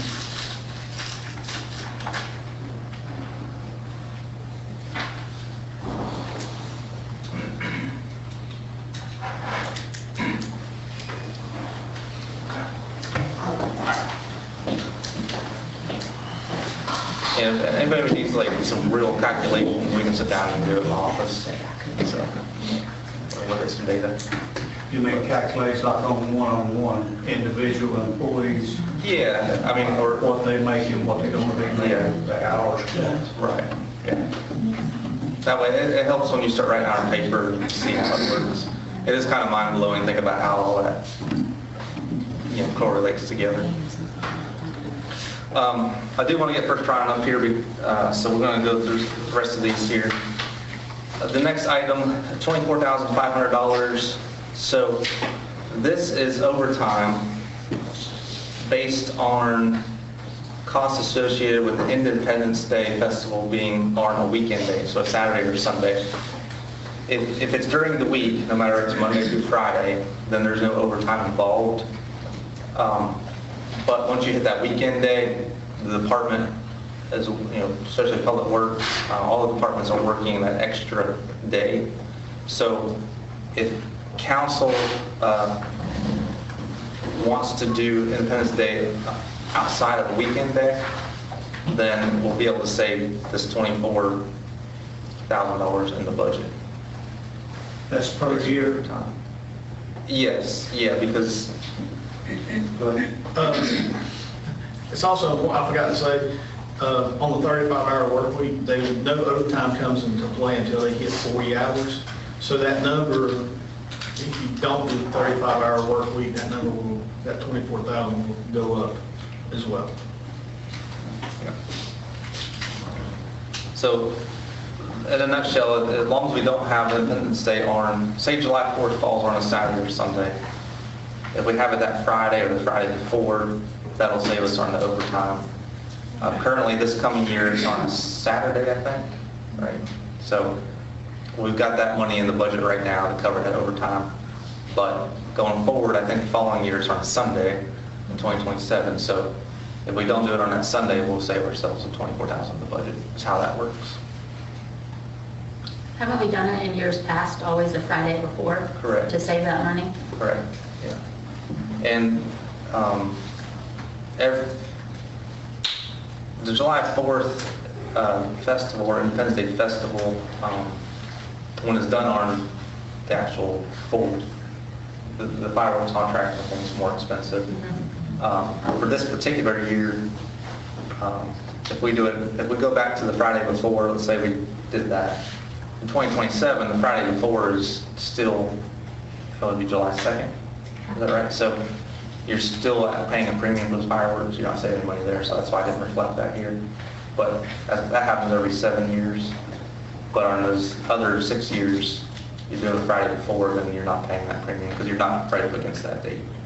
You're paying a premium because you're competing with all the other local areas, especially bigger towns like Morganton, Hickory, that hire the same folks to shoot those fireworks off. Could we technically save money altogether and just not do fireworks if it's not on the 4th? Yeah, that's several, I mean, I hate to be that person, I'm very patriotic, but we're intending with the occupancy, if I'm not mistaken, occupancy tax is basically, all the taxes kind of go into a pot, right? Like if it's paid in Morganton, is that what I'm, like sales tax, things like that? I mean, if we all go to Morganton and celebrate, we're all getting a piece of that pie either way we look at it, but we're saving us. That's a whole, from what I understand, it's like Yeah, sales half tax. of a police officer's pay right there that we're watching go up in the air. It's never made, I don't think fireworks are a big deal anyway, but I'm going, that's a lot of money just being shot up in the air for somebody else's So, yeah. town citizen to enjoy. Whether you have fireworks here and people spend money at the restaurants or buy things, or they go to Morganton, is a lot. If it's in Burke County, we're getting the same amount of sales tax. It doesn't Yeah. matter what municipality. It's just that if we're not doing it on the 4th, I don't really see it's, in my opinion, it's kind of pointless. It's just, that's a lot of money being shot in the air that right now Valdese needs to look. Do you want your taxes to go up or do you want them to go up in the air? Yeah. And if council decide not to do it at all, that festival at all, that would save a lot of money too. I don't have the data available right now. I hate to look at, like, we're gonna have to get serious about a lot of things we spend money on right now. And if that's something that we have to push pause on for a couple of years, we're still patriotic people.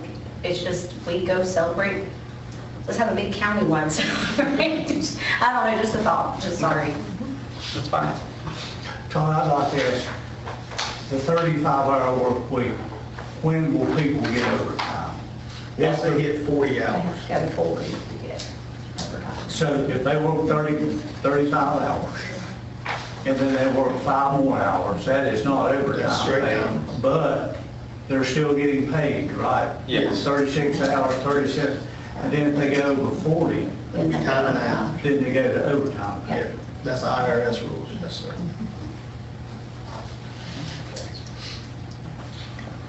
All right. Next one, $5,000. This was Main Street Facade Grant Program, so it consists of 2 grants, is that right, Marissa?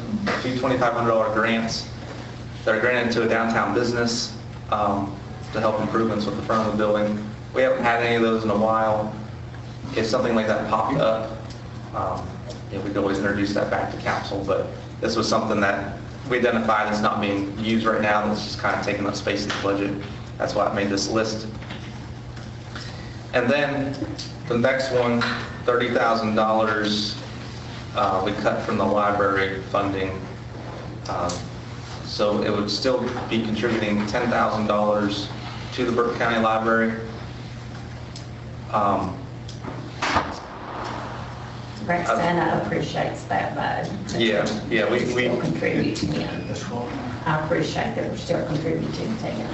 Yeah, we want to make sure we at least gave them the Get rid of all of it. yeah, we were looking at 7,500 originally, and we were able to find a little bit more money to give them. So we do know that they provide an important service. Bo, how much is Burke County giving to the Valdese Library? Well, they're all 3 together, so. They own the just- library, yeah. They don't really separate them. I'm on the library board, so it all goes to all 3. Yeah. The money they get. And every town gives so much. Morganton gives like 250,000, and then Valdese gives the next amount, and then Collins Springs, Drexel give a What little about the bit. Hilton grant? They give, they give some too. All the little towns give a little bit now. They do. But not as much as us. Morganton gets the most, and then we'd be second most. And obviously, these are not fun things to be cutting. They're not ideal situations, but they were designed to have the most minimal impact on our operations as possible. We went line by line trying to figure out what makes the most sense. So these were the things that added up to the $420,000 deficit to try to remove from the budget. And I don't like to sit up here or stand up here and say we need to make these cuts, but we wouldn't be doing our job if we didn't identify things that need to be addressed. So I don't really have anything else on this part. The next on the agenda is Brian to come up and present the model to y'all, unless you have more questions on this. Okay. So we'll take a 2-minute break or so and let them get set up. And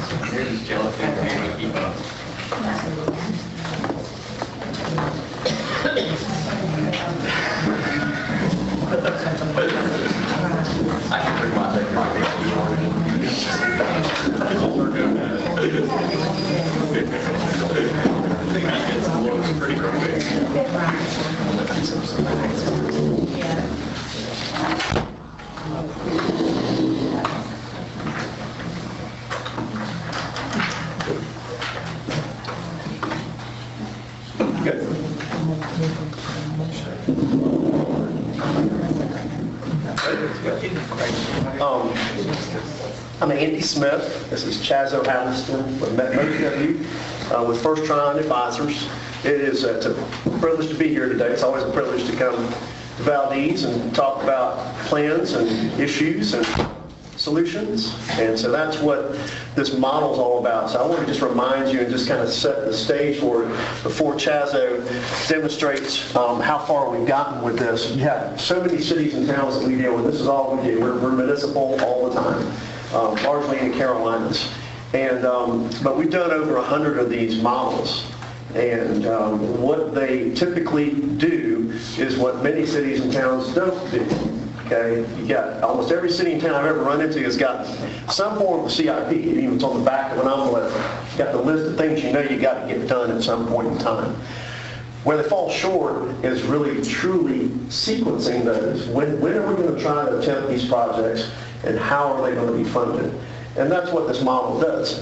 One of the things you'll notice when Chazo goes through the demonstration, you got some nice graphics over here that are easy to follow, but they cover elements that are really, really important to you, like your fund balance, your days cash on hand, your total debt service, those types of things. But every time you do what Bo was referring to, you go in and you move one item, everything else gets affected. And this does that exercise, but it does it in terms of how we fund capital projects. So we've seen in the past, folks will come in and say, we want to do this project, and we're not going to borrow a nickel, we're going to pay cash. And so you turn that project on, and then you see all of a sudden, wait a minute, our fund balance is below our policy. We moved one thing and affected everything else. And so it's interactive, and you can change things on the fly. You can decide, well, maybe we don't pay cash, maybe we go half debt, half cash. And when we do the financing, let's try it for 10 years. Oh, wait a minute, that payment's too high. Let's do it for 12, and we can do it on the fly. Back in the old days, we used to have to come to you with your payment schedule, because Bo would have called and said, we got a 15-year financing we want to do for a roof or whatever. We give it to you, and somebody would say, well, we don't want to do that. Look, you've half cash. We'll come back next month. We'll run it for you, with all the changes. This does all that on the fly. And it integrates all your projects across all of your different funds and shows how your overall budget gets affected in any particular year. Other point that I want to reiterate before I hand it over to Chazo that Bo was talking about with regard to your capital planning. You may have some things on there that go beyond the 5-year range, but from a financing standpoint and a funding standpoint, that 5-year window is a pretty good time frame to be focusing on, because sometimes you make a decision now, it looks great for FY27, and it even looks good for FY28, and then you go down in our model and say, wait a minute, FY29, we're going to have a problem because our property tax collection has not been growing at the same pace that we put in for our growth in expenditures 3 years from now. And those are the types of things you ought to be thinking about. So it doesn't kick the can down the road where you have to deal with it later, or the person that comes behind you has to do that. So thank you, Andy. Appreciate y'all having me as well. So just to kind of level set, what we've got loaded into the model is exactly what Bo just ran through this morning in terms of preliminary budgeted revenues, preliminary budgeted expenditures, CIP for this year and out into the future.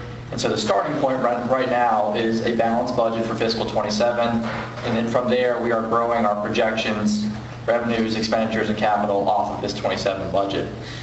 So a couple of things that just immediately come to mind. Bo talked about the capital list, and they had to make some cuts to get to a balanced budget for this fiscal year. But on average, there's $500,000+ of pay-as-you-go related capital for future years. So it satisfies this year's budget, but next year, we're all else equal, immediately in a hole. If you were to fund the capital that you have requested for next year, it's roughly $500,000 higher than where we sit today. So all else equal, we're looking at a $500,000 gap that we need to plug going forward. And then when you think about some of the larger things out there, mainly the public safety facility, that's not built into this year's budget, so we're balancing our budget without considering any expenditures related to that, whether it's pay-as-you-go funding, debt service, or a combination of the two. So that's kind of the level set that I'm going to start with here and then start to iterate off of that just to show you all some examples. I want you all to ask questions. Again, as Andy alluded to, this is a dynamic model, so it can be updated on the fly with any what-if scenarios that you might want to run in terms of adjusting your capital expenditures, adjusting revenue or expenditure growth, looking at different timing of projects, looking at revaluations, looking at property tax rate adjustments. Any combination of those can be considered here today. So I want it to be informative for you all so that you know that not only did the decisions that you're making today satisfy this year's budget, but how does that set us up for the next couple of years out to the future. So just to show you a starting point here, what we like to focus on when we put together our projections is fund balance levels. We have policy and a target that we're trying to meet here in terms of our fund balance percentage. We don't want that to go at a minimum below 50%. We like to target a little bit higher, 60% unassigned fund balance as a percentage of expenditures, to give us some buffer for those unknowns that might come up, whether it's the next Hurricane Helene that hits and you need to be able to deploy funds quickly to react to any disasters that take place, or if you have a strategic opportunity to purchase some land, you want to buy something downtown to save for later. You need that fund balance available to be able to act on it quickly. So we have a minimum target of 50, a minimum level that we're going to absolutely get 50%, a target level of 60% or higher, just to give us some flexibility going forward. But as you'll see, we have a balanced budget in 27, so we're not projecting any use of fund balance. But then in 28 and beyond, as we start to layer on these additional capital projects, we see our fund balance slowly start to bleed down. And just to show you an example of why that's taking place, hopefully you all can see this here. Within the CIP, there is identified cash funded capital projects in fiscal 27 of $179,000. And that is because Bo and Todd had to make some cuts here to balance the budget. But if we kept the CIP as it's requested going forward, that steps up to $700,000 or so annually. So without new revenues being introduced, we are projecting to need additional fund balance to cover those projects, which is why we're seeing fund balance start to step down year over year out into the future. So there's a couple ways that we can think about rectifying that. Additional budget cuts going forward. We can be more aggressive on our revenue growth assumptions, whether it's property tax base expansion, sales tax growth. Those are kind of two needle movers in your general fund. Conversely, on salary and benefits, if you want to be more conservative on your projections going forward, same with other operating expenses, we can do that as well. But effectively, there's ways within just your budget to address that, to correct the operational imbalance, so to speak. You could also look at adjusting capital going forward as well. But as it stands here, this is not necessarily a sustainable picture going forward, because we were projecting a bleed down of fund balance, and by, call it fiscal year 2032, we're below our policy target level here. And all that being said, this does not consider the looming public safety building out there. So just kind of exacerbate the model here. If we were to consider funding this public safety facility, as a starting point, we're assuming that it's a $10 million project. You can look at any kind of debt and cash mix that you might want. The more that you pay for upfront with cash, the quicker your fund balance is going to be depleted, because you're paying for that in year one. The more that you pay for it with debt, you're spreading that out over a 10, 15, 20-year period, depending how long you might amortize that loan. And you're still going to end up utilizing fund balance to pay for that project, but it's a slower draw on that fund balance, all else equal. So as a starting point, if we assume a $10 million project, finance $7 million over a 20-year period, pay $3 million in cash, what we're going to see here is kind of a twofold impact. We have a pretty substantial hit to our fund balance in that year where we're spending $3 million of cash. So we're dropping below our policy target now 4 years earlier. And then the bleed down continues to persist out into the future, in part because of what we started with before we turned on that capital project of just the additional CIP not related to public safety facility and the general growth in our revenues expenditures. Now we introduce the financing here as well. We're paying debt service on, or adding that into our budget, and right now we have not adjusted anything else to kind of accommodate that. So how do we potentially fix this picture? Well, one example would be to borrow more, utilize less fund balance, so you're not realizing that $3 million hit in year one. So in theory, you could borrow all $10 million and spread that out over 20 years versus only spreading out $7 million of that 20-year period. That's going to help in the immediate future, but the same general trend is going to take place where we're going to see fund balance continue to decline year over year. Another example would be to adjust our property tax rate up to accommodate the additional payments. I know there's a revaluation coming up in fiscal year 2028. I think anecdotally from the county, that's anywhere from 20 to 25%. So, if you were to keep your rate the same in fiscal year 2028 and absorb all of that increase from your revaluation, that increases the amount of property tax revenues that you're bringing in. So that's one consideration on the table.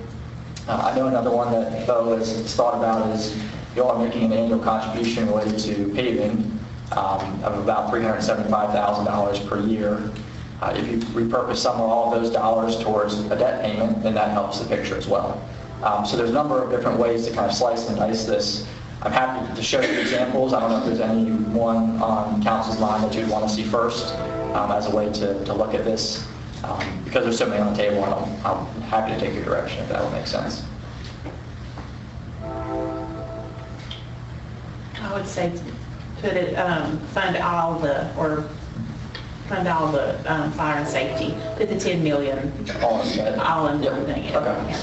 So just to kind of, if we can take a mental snapshot of maybe the next 4 or 5 fiscal years, you'll see effectively we run out of fund balance. This is not a realistic picture, it's just a modeling picture, but if you were to borrow 7, fund 3 with cash, you run out of fund balance by your fiscal 2031. Can you take a snip of that maybe? Yep. You were saying fund 10, Marty. Is that what you meant? Didn't you say fund 10? Yeah. Yes. Yeah. I'm going to switch that here in a second. Okay. So just, I'm Yeah. kind of screenshotting this here. So now, this $10 million, Okay. All right, gotcha. not 100. Not 100. So what does that do for us here? If I can get this up here side by side, maybe.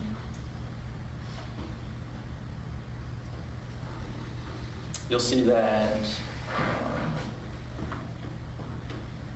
we've effectively gotten out another year. So that helps us kind of delay the inevitable, but hopefully not so surprisingly, if we're adding a $10 million borrowing onto a balanced budget and not introducing new revenues, the picture is still going to look relatively bleak.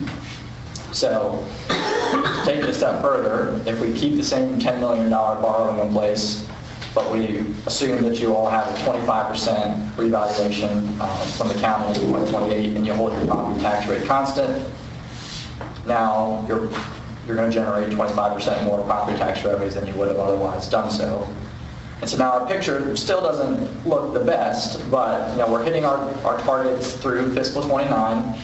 We're a little bit below in 2030 and 2031, but to us, this tells us you've got some runway to kind of continue to make decisions, continue to massage your budget in future years, and the pressing needs aren't as immediate as they would have been otherwise if you don't keep it rate neutral, or if you don't borrow $10 million, for example. Now, to maybe take it one additional step further, if I were to take out this 300, actually that was already taken out, sorry. So this also includes the assumption that we take out $375,000 from paving and move it towards debt service payments. So I apologize, I misspoke on that earlier. That was already factored into this model. But this tells us you can weather the storm, so to speak, for the next couple of years but there's likely to be some future decision points that will have to be taken or be made by council in order to keep this picture looking financially healthy. LGC is going to be making sure that you all are maintaining adequate fund balance levels, so you're going to want to make sure that we're covering these payments going forward and not relying on kind of budget outperformance, so to speak, in order to afford a project of this nature. This is probably a generational project for something like the town. It's a very sizable dollar amount that you all are looking to fund, and so creating recurring revenues to fund a project like this, I would say, is imperative. Otherwise, you're relying on fund balance to cover that, or you're relying on budget outperformance that may or may not materialize in a given fiscal year to be able to cover a project like this. And one thing, if you were to finance any or all of this project, you will have to seek approval from the local government commission. And as part of that approval package, you have to establish to them that you have a plan in place to repay the debt.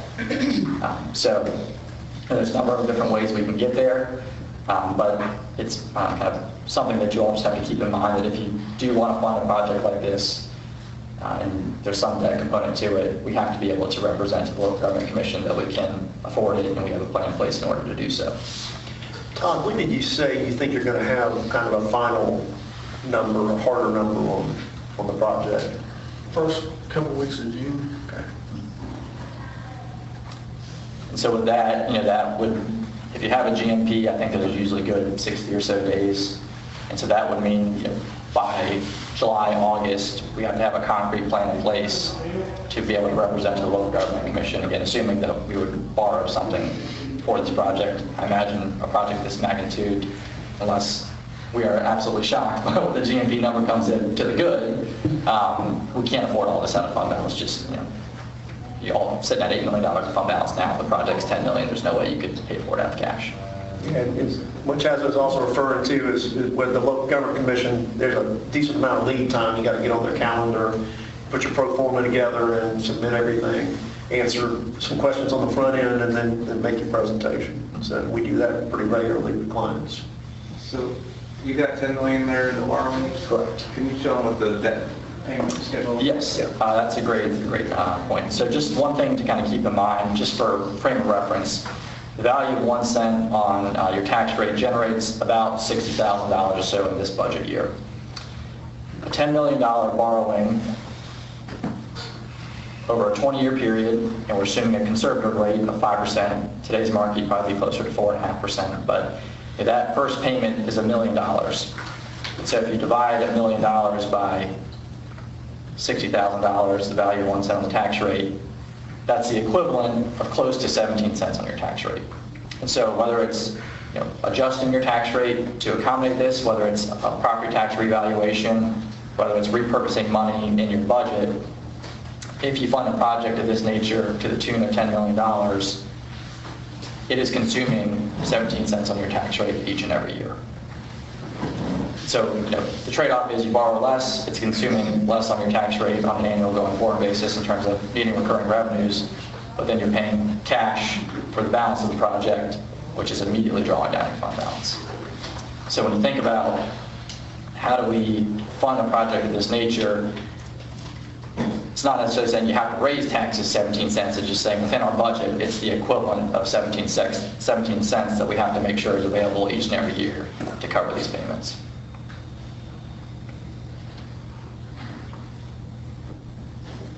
And now that could be offset by further budget cuts on capital. Not necessarily suggesting that to happen because there's other needs to raise dollars, but that's one way to get there. If sales tax continues to grow at a faster clip than we're expecting, that can have positive variance. If you have greater than expected investment earnings, that helps as well. Some of those aren't as reliable revenue sources because they're very economy driven. So if you have a downturn, sales tax is likely to dip, investment earnings is likely to dip, and so that might put strain on the budget. So the most surefire way to fund this, the most surefire way to fund this is property tax revenue.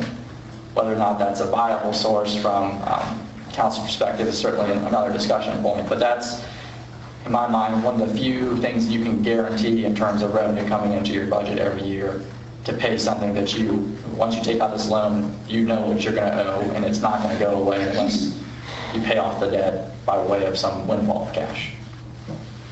And that's something the LGC will be looking at. How much skin in the game do we have to make this work? In the graph prior to this, did you say that you did put in the $325,000 that we typically have for paving a year? Is that what you? Yes, that is assumed to be repurposed for. So we wouldn't have that we would not be using that for paving every year? Correct. That's the only thing that we could identify that was a big chunk of the budget that wouldn't operate or impact operations. Obviously, it'll impact street paving.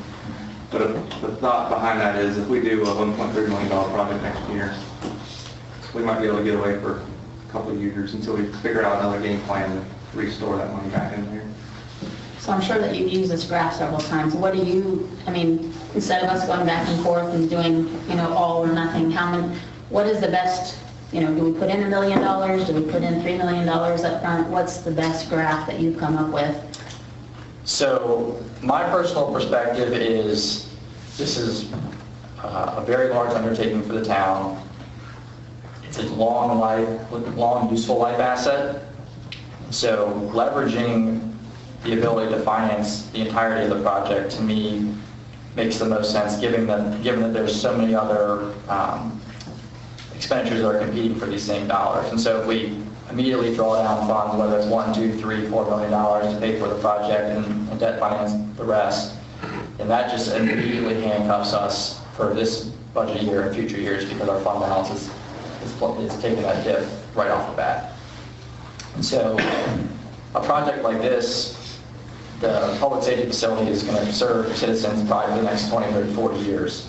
And so by financing that, today's citizens, tomorrow's citizens, and citizens 20 years from now are paying for that by way of property taxes.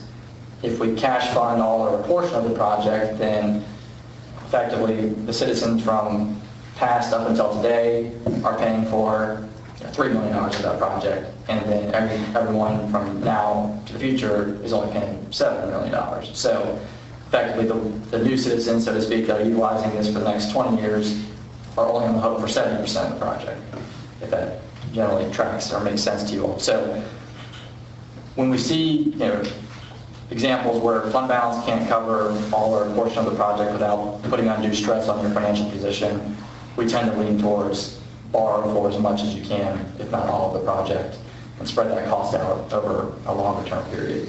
And we've been very conservative with the interest rate assigned to this in calculating the payments, so hopefully it come in lower than that.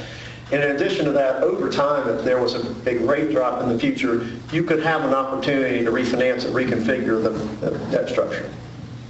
So.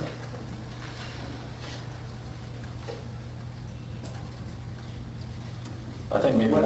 I'll go ahead. I was going to, so based on this inputs here, 20, 30? Yeah, so for that 2031, we've dropped below 50%. How's the LGC, because they're going to look at this model, how are they going to interpret that, do you think? So I think the fact that it's 3 or 4 years out, they're going to ask questions about it, but they're not going to base their decision on something that's projected that far into the future. So they might say, is council aware that this is a potential picture that we're looking at over the next 3 or 4 years? The answer is yes. And they're aware that there might be a time where additional corrective action has to be taken to make this picture level off. But I think that's not something that's going to completely pump the brakes on financing because it is a couple of years down the line. Okay.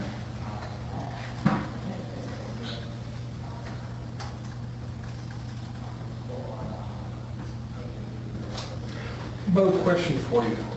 How much are we coming to the table with if you'll go back to those original numbers? How much, if we consider the sale of the Mitchell building and all this, how much are we coming to the table with to offset that starting? That will help offset it, but it'll... Not how much? If what we have right now currently... Whatever we can get from like the setup bill, say we get $350,000, Okay. That'd be 350 less than what I can borrow. So, well, right now we don't have that money in hand, so that's why we're looking at that. Could you do me a favor? Could you just plug in 8 million for that? Let's see how that works. So that takes our payment down about $200,000 per year, so roughly 3 or so cents equivalent on the tax rate. We were looking at dropping below 50% in 2031 and the $10 million scenario. Now it gets us another year or so in terms of staying above that 50% mark, but the same general picture holds. That's just reducing the price of the project. It's not, we're not turning on use of fund balance, right? No. Yeah, that's still just $8 million financing. Yeah. And correct me if I'm wrong, in our conversation, this is the most conservative approach, correct? Correct. So, in order to get to this picture, there's 3 things that would happen. We borrow the full amount. Next year's reval, we would go rate neutral to recognize the additional valuations. And then repurpose the $375,000 contribution to paving, reallocate it to the debt payment on the building. So those are the 3 major things that happen in order to establish a picture here. And obviously the higher tax rate too. Correct. So does that mean there's no money going toward street paving for how long? For the entire So tour? you still have the PAL bill amount on it. Oh, okay, I'm sorry, okay, gotcha. But- We just reduce it. Gotcha, okay. But right now, we out of our tax dollars, we contribute $375,000, but we would reallocate those tax dollars to the public safety building. But with the money that we have saved up for street paving, we'd be able to knock out a large chunk for a number of years. Yeah, and how much does the PAL bill brings in? That only, I mean, as much as it costs to pave any amount of street right now, we're looking at, Well, paving is directly tied to how much gas costs. yeah, So because it's petroleum-based product. yeah. So I can't give you a good long-term picture because I don't know what gas prices are going to do long term. I will tell you that we won't pay less per mile. We're going to pay less miles now for $1 million Yeah. than we would have a year ago. It all depends on where the gas prices are. On the public safety building, I will say that we've asked for a pre-engineered metal building with metal siding and a little bit of rock offset at the bottom. I know that we have to do this the most economical way possible. But, I mean, cost of construction is going up every day. And in my career, I hadn't seen very many construction projects get cheaper over time.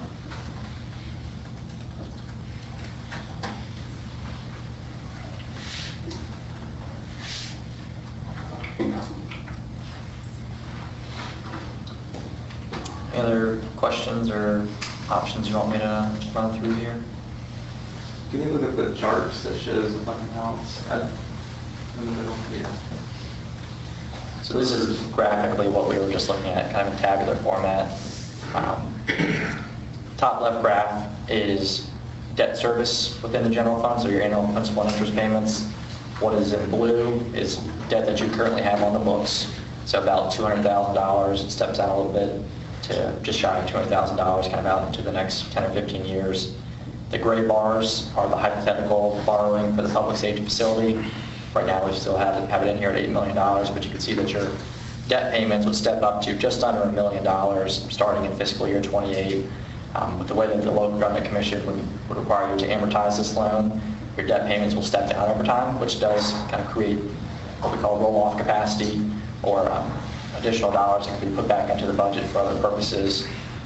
But you can see, your debt service is stepping up about 5 times from where you are right now in this scenario here. And that's kind of going hand in hand with what we see in this top right graph, all general fund net earnings. If our bars are above zero, that tells us we're adding to fund balance in a given fiscal year. If they're below zero, that tells us we're drawing down on fund balance, into what magnitude. And then that graph moves hand in hand with the bottom left graph, where the blue bars represent actual fund balance dollars. The orange and red lines are our targets or minimums that we're looking to hit in terms of fund balance as a percentage of expenditures. And then this gray line, sorry, it might be a little hard to see, is the actual fund balance as a percentage of expenditure ratio. And so you can see we stay above our target, out into 2030, 2031, but that downward trend continues out to the future. Not saying it operates like this, but just on a projection basis, we would fall below our policy and continue to go away from that out into the future. And then the last graph, bottom right, it shows debt service as a percentage of your general fund budget. So we have a maximum that we don't want to exceed, if possible, of 10%. So that means that 10% of your budget is consumed by fixed principal and interest payments. That steps down over time as your debt payments step down. This is one that, for a project like this, it may just be a necessity that you have to exceed that for a number of years, and we just understand it and are okay with it, and it will eventually right-size itself. This one you can really only get around by two ways: borrowing less money, which requires you to put more to the project in terms of fund balance, or your budget outside of debt, so operations and capital grows faster than projections, which then just consumes the revenue side of the equation. So a little bit hard to get around this ratio, just given the size of the project, so we're not as concerned about this one perhaps exceeding a maximum. It's just something that we like to keep in mind to make sure that debt isn't consuming a very, very large portion of your budget if we can avoid it.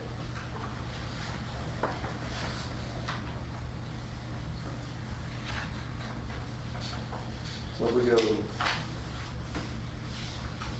go back to the public safety, yeah, we had it on a 20-year borrowing. Correct. We could go down to a 15-year, but that would save us more interest, but it's going to put more stress on our budget too. Yeah, that's right. That saves you over the life of the loan in terms of interest costs, but just as an example, in this hypothetical here, you make $800,000 in your first year payment over a 20-year term. If I were to reduce that to 15 years and then reduce the interest rate a little bit just since it's a shorter term, you're going up about $100,000 in payments to save yourself over the last 5 years of the loan. So the trade-off is, do you want to alleviate the burden early on? In that case, you amortize it longer, or are you more worried about the longer-term full picture, the overall cost of the financing? That's where you would lean more towards a shorter-term borrowing, if it's affordable. And if you start out with a 20-year financing like that, you got 6 or 7 years into it, rates have come down, and say you had 14 years left on it. When you go back to banks to refinance it, they're going to give you the 14-year rate. Now, we start at a 20-year rate, so at least, we don't know what overall rate picture will be by then, but in the scheme of the rate picture at that time, it'll be a lower rate than a 20-year number would. So, yeah, and you wouldn't do the refinancing unless it was beneficial anyway, but it'd be priced off the remaining life of the loan. We always have a lot of people that, of course, they don't want us to raise taxes, but they know we need a public safety building. I'll just say that the one thing you really do have in your corner, with the LGC and with this whole exercise, and I know Bo mentioned earlier, there's just a small portion of, particularly the revenue side of the budget, that you truly do control, okay? But it's an essential use facility. You're not building a water park. Exactly. And so that I'm not saying it makes it easier, but it should make it more logical to everyone. Well, it shows we can't do it without. Yeah. And the only other option, if we didn't want to raise taxes, would be looking at significant cuts, like substantial cuts. We would have to cut departments and stuff, right? Right. And so those are tough choices as well, and that's why we presented it this way. Here's one scenario we can go with. If the council is really against the tax increase, but we still need public safety, that's something else we, conversation for another day. But it would take, as you can see, 16 cents on a tax rate, and we looked at the pennies, charts earlier, kind of deduce from there what would have to happen.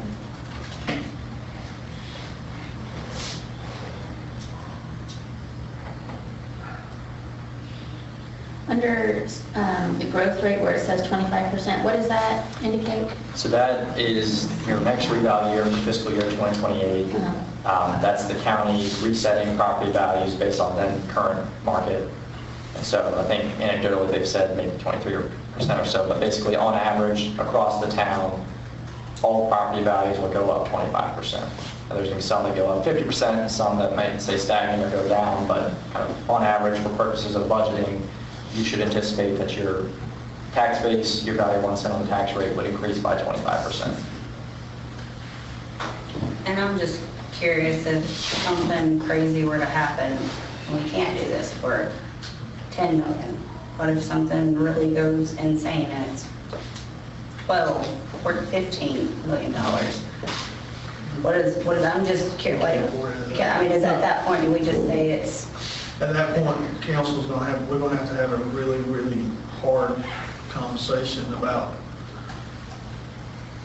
what the priorities are when it comes to public safety versus other departments. And is there any chance, like, are there any grants and that can be? So, several years ago, there was a lot of money out there in the state budget for police and fire buildings. The problem is we're competing against Helene victims. Like, I believe it was Black Mountain, that they lost their entire police, fire, EMS, rescue. It's gone. Like, they're working out of a hotel room right now. We're competing against people like that. So the likelihood of us getting a grant is very slim. And then as far, just another And thing. until the state gets a budget, we're not going to get a direct appropriation either. Well, they were saying too, like, since COVID, like, all that money's gone after hearing the legislators talk the other day, where there's no, I mean, it's only 600 million that they're trying to appropriate right now, and that's for special projects and everything. They are working on a 3% more than last year budget. They're trying to figure that. I've learned so much last week of that. But there isn't going to be a lot of money for grants. But as far as something else that has been brought up, and I know this, it looks like it takes a while to do this, but bonds, does that take like a long time to get something They like would that? probably be better to answer the bonds than me. I will tell you that startup cost for a bond is extremely expensive. Like, you got to get a bond attorney and stuff like that. They would probably be better to speak to that than I would. I've just been curious. Somebody had mentioned that to me, and I was kind of curious if there was anything we could do with it. So that is an option on the table. That would require you all to hold a referendum. Yeah. And so the lead time for that is usually 6 to 7 months, and it can be done at any time that there is, all the polls are open in the town. So I think we're probably, in theory, you could probably do it this fall. It might be a rush. Tricky thing with bonds is, you put them on the ballot and you say, we are asking the voters to approve up to $10 million, for example, for a public safety facility. If that doesn't pass, you still want to do the project, then it's kind of an awkward situation where the voters told you no, but it's either an absolute necessity, you got to do it, or it's still the will of the council to do it. And so you can say, they said no, but we're still going to go do it just via this other financing route. If it does pass, great, and then you can go that route. That's the cheapest cost of funds that you all will be able to attain in terms of a borrowing. It's usually 0.25%, 25 basis points lower than what you would get from a bank, for example. So it's a lower cost of funds. But to one of Todd's points, there is initial cost in terms of going through the whole process. You have to get a bond attorney involved. You have to bring information to various council meetings. You have to bring it to the Board of Elections. All with the eye towards a November election, for example.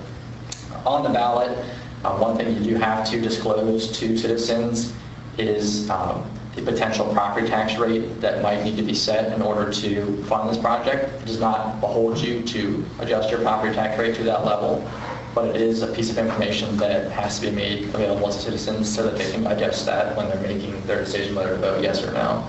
So for example, if we're looking at a $10 million project here, and we know that's the equivalent of 16 or so cents on the tax rate. That's not the number that we necessarily have to report. It's just whatever number we feel we have to put into our budget or our model to when combined with other revenues of the town, can satisfy that debt. And so they are making that decision, seeing the $10 million number, but also my taxes could go up by 10, 15, 16 cents, whatever the number is. Again, it doesn't require you to actually do that when you ultimately sell your bonds to investors and borrow that money, but it is a piece of information that has to be disclosed. And we're not even bond rated, so how does that work? Yeah, so if you do have your general obligation bond referendum pass, the LGC, Local Government Commission's typical stance is if you were to issue general obligation bond debt, you have to obtain a credit rating. So that would be to go out to one of the three main rating agencies, Moody's, Investor Services, Standard & Poor's, or Fitch, or some combination of those three, and obtain a credit rating. Because with general obligation bonds, you have to sell your bonds to the general public versus a bank. So mom and pop investors, insurance companies, hedge funds are all buying your bonds, and they're looking to this credit rating agency to see what their view is of the creditworthiness of the town's ability to repay the debt. So that is a cost borne by the town, but by way of being able to issue a general obligation bond, the lower interest rate helps offset that somewhat. But that would just be another part of the process. And so if we think about Tom mentioning that he thinks he's going to have a final number on the project in June, the earliest you could get this bond referendum on the ballot would be November. If it passes, the Local Government Commission still has to approve the referendum, usually a month or two after the referendum takes place. Then you have to go through the credit rating process, some documentation process to get the project ready to be disclosed to the public. And so earliest, you're probably looking at February or March of next year before you'd have funding in hand. So that would either mean kind of pressing pause on the GMP now and waiting until the spring of next year to get that number back. Obviously, it opens up construction cost risk. Or you can, another option that's on the table, I don't want to confuse matters or put too much out there, but if you do go the bond referendum route, but you want to keep the project moving along on the current schedule, you could pay for the project out of fund balance, and then when you ultimately take out the debt, reimburse yourself with those loan proceeds. So say, for example, between July or August and spring of next year, you keep the project moving along and you end up having to pay $3 million in terms of construction invoices. You could pay for that out of fund balance, and then when you go to borrow $10 million, $3 million of that comes back into your fund balance, and then you reserve the extra the next $7 million for the remainder of the project. So it isn't a non-starter if you were to go the referendum route in terms of keeping the project moving along to start around this summer, but it just would require you to come out of fund balance throughout this fiscal year, I should say throughout fiscal 27, and then ultimately reimburse yourself with a loan at a later date. And so, I've never went through a bond referendum, but I know city managers who have. Talking to them, would it be out of line to say it could cost us $250,000 to go the bond route? I would say that's a little high. My guess would be probably 25 to 50. Okay. So still substantial dollars, but probably not to that magnitude. But obviously, if the referendum fails, that's still some cost. So if we were to issue bonds, we could consider a junk bond, which is a high-risk bond. Okay. And I think our rate would be almost the same as installment financing, to be honest. It would be pretty close. I don't think you would get to below investment grade status. There are not any North Carolina cities or towns that are below investment grade from a credit rating perspective. So I do think you would still have some incremental pickup in terms of a lower interest rate. But wouldn't know until we actually went through that process. But like the Local Government Commission, the rating agencies would want to make sure that we have a concrete plan in place to repay the debt in order to determine the town's creditworthiness. So it doesn't necessarily change some of the takeaways we just talked about here, it just is a different approach to ultimately obtaining financing. Are y'all good? Because I got a couple things. Everything that they just went over is contingent on what the law is today. There are some things working its way through the legislature that could affect this. If they do something that limits our ability to raise property taxes and we try to go out for a bond, we may not be able to have the ability to raise the property tax enough to pay for the bond. The big takeaway I think council needs to take from everything we talked about today is the public safety building still a priority. Staff needs to know that, because that affects everything we're doing. I know it's a lot to digest. I know we gave you a lot of numbers. Me and Bo have been going over these numbers for 6 months, and you can get number blindness, I guess, to it. So before we spend even more staff time, more, everything going forward, we just want insurances from council that knowing everything you've seen is a public safety building still a priority. Absolutely. Yeah. Okay. That's all I have. That's what we need. Thank you. That's all that we have prepared, but happy to answer any other questions or.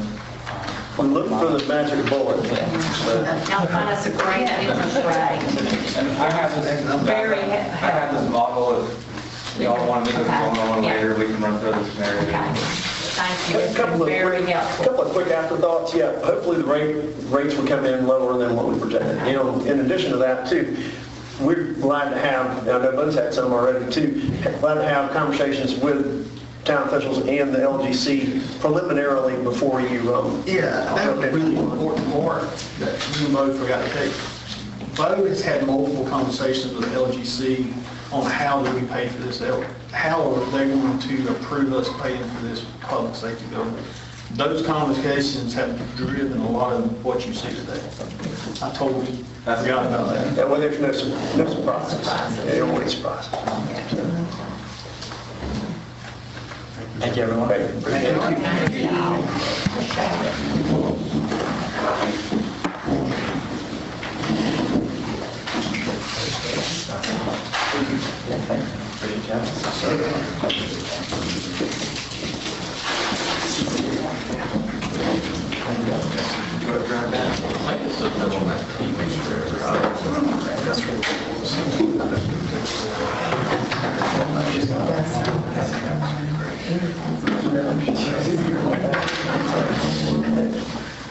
All right, so that wraps up general fund. We'll break for lunch and then we'll do utility fund after lunch.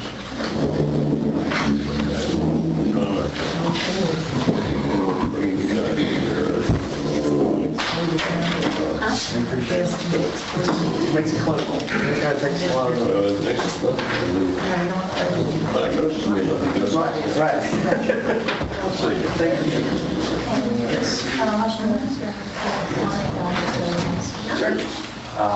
is CHABO, HAB as in boy, LISTO.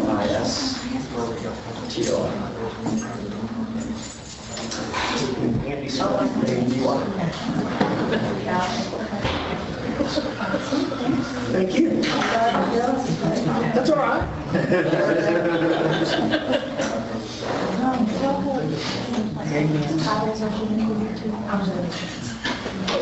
I'm vice president. He's managing director.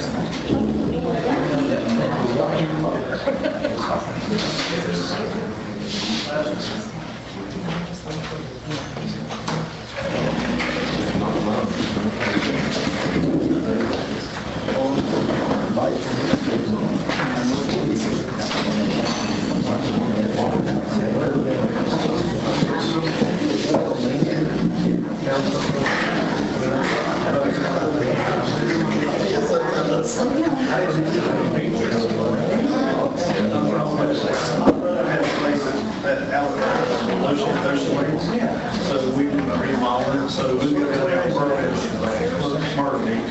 so we go down there and remodel it, part what kids that's good. Keep you off the trouble. Keep me out of the street.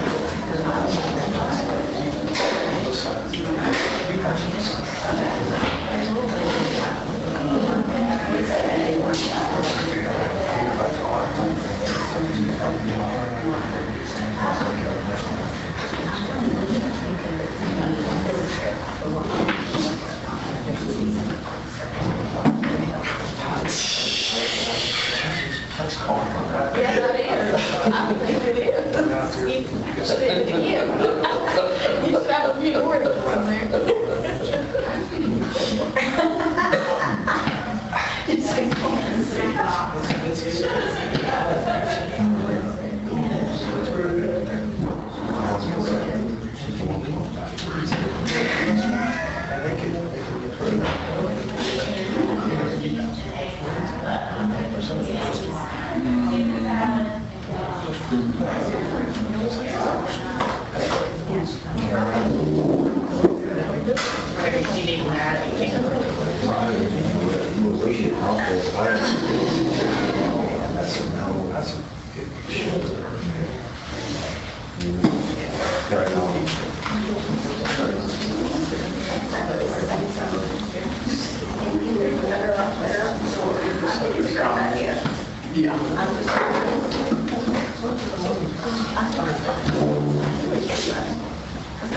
Were you asking about the payment?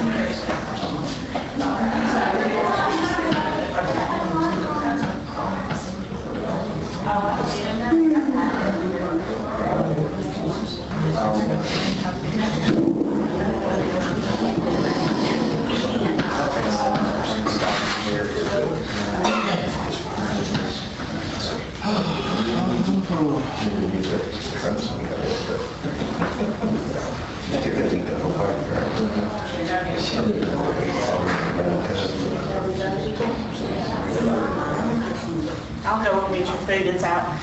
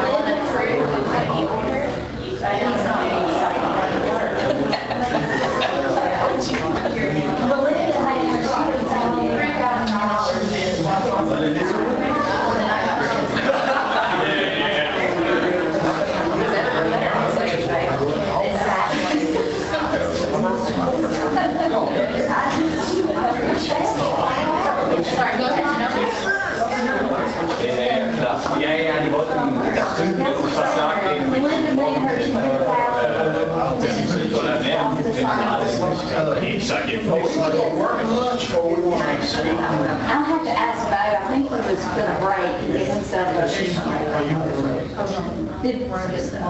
Did Bo say how long of a break?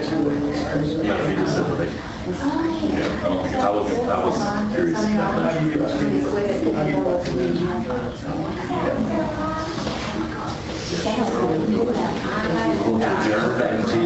I didn't know, it's not a lot. I'm like, oh, come on, just left that chicken salad in the car all morning. It looked like a lot.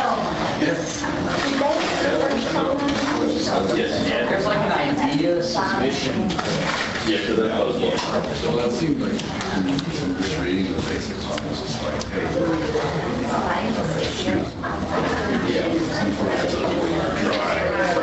Yeah.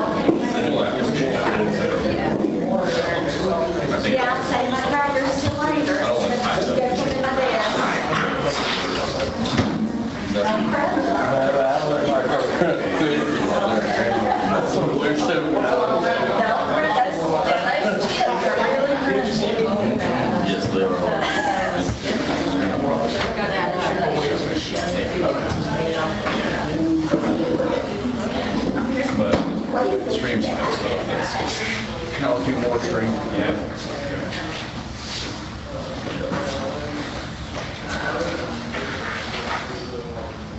Not eating? I'm sure there's still lines. No, everyone.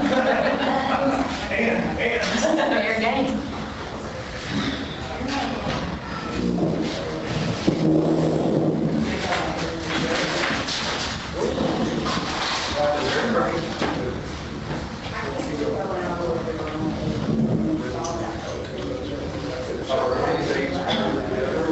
Anytime. Yeah, I mean, just, I mean, the weekends are always busier, but, I mean, they're, right now, it's, you know, because the main season hasn't.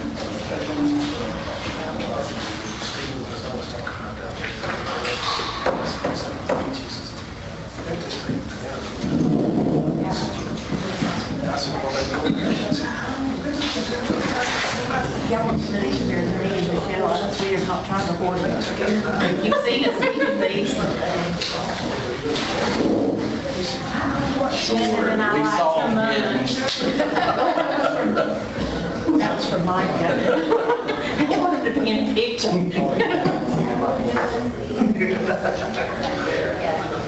have the front row here. Surely not, you didn't say that. That's just a partner.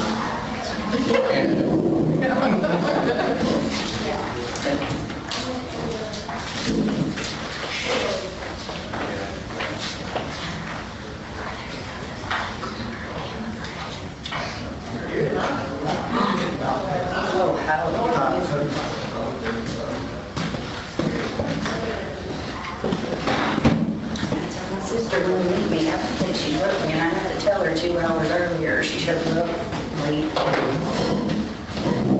So my family, I was telling her earlier, I have a whole USS Essex that they decommissioned at night. So USS Florida was part of Essex. So I all remember what they really threw that ship. So this is the time was the USS Navy on that. Now, everyone is going to the annual conference, correct? And criticizing. The call, yeah. Have y'all been to one of those before? Yeah. Yes. Gary, have you been to an annual conference before? No. Yeah, you went, did you ever? He was there last year. Yeah, they said most people wear jackets. Well, don't wear a tie. If you don't wear one, I won't wear one. I ain't wearing a What tie. I won't wear night, a what tie. night was that? Next Thursday. Is it Now- this week? Yeah, it's like Thursday. Oh, it's this Thursday. I think it's Friday. Yeah, it's on mine. Yeah, because I'm coming. Well, it may not be. Everybody been a full shirt. Last 22 I've been to, everybody's done. Our good bill, I don't think it has nothing. It's good. It's where the orange. I was talking about me, I was talking about Larry, I was gonna go. I'll never be in a suit or a tie or anything else. I figured that's one of your needs. Either side. You just wear the strap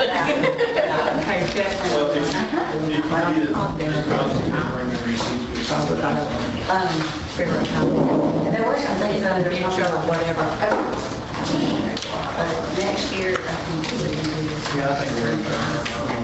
That would be awesome. I think it's a We gotta get over this hump. we can do the little civility class together and have our little certificate that says. That's like everything. So Todd, you're not gonna wear a tie tomorrow night? I will not wear a tie. Okay, I'll put it for Thursday. Yeah, it's like it all wears something, yeah. I will tell you that my wife is gonna be out of town Wednesday, Thursday, Friday. It's also party night at the soccer field, so I'm gonna go home, get my son, take him to the baby school, go to the soccer game, go home and throw a jacket on and come to there. That's busy time. Yeah.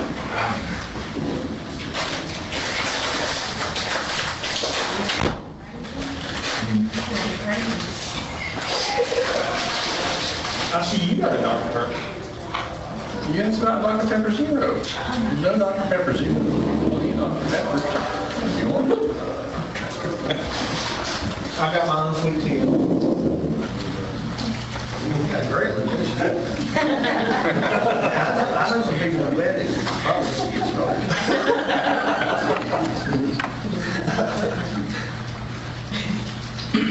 That was really good.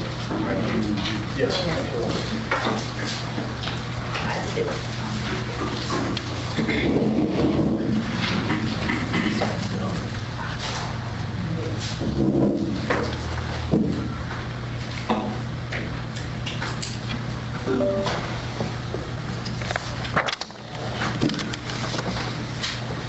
All right.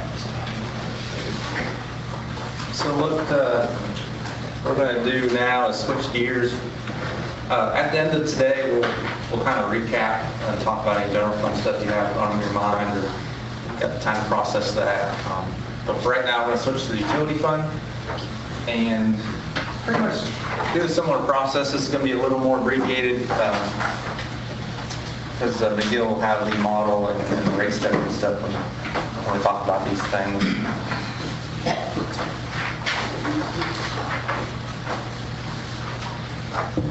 So, like I mentioned earlier this morning, utility fund is Exhibit A, alphabetical. So, if you see the numerical, then you have a general fund schedule. So we'll start with Exhibit A, the overview. Again, we got fund types. We went over this morning. So, when we're looking at utility fund or the water sewer fund, so we think consumer driven is a business type activity. We're setting rates for our business. We want to make sure that the business is self-supporting itself. There's only a very slim amount of ways to produce revenue for the utility fund. That's through the sale of water and sewer. The utility fund does have its own capital projects as well, just like the general fund. But when we're talking about adopting an annual budget, we're looking at this water and sewer fund. So where we end in June, we had a fund balance of $5.78 million, which represented 82% of our expenditures. And that was just a slight increase from prior year by 2%.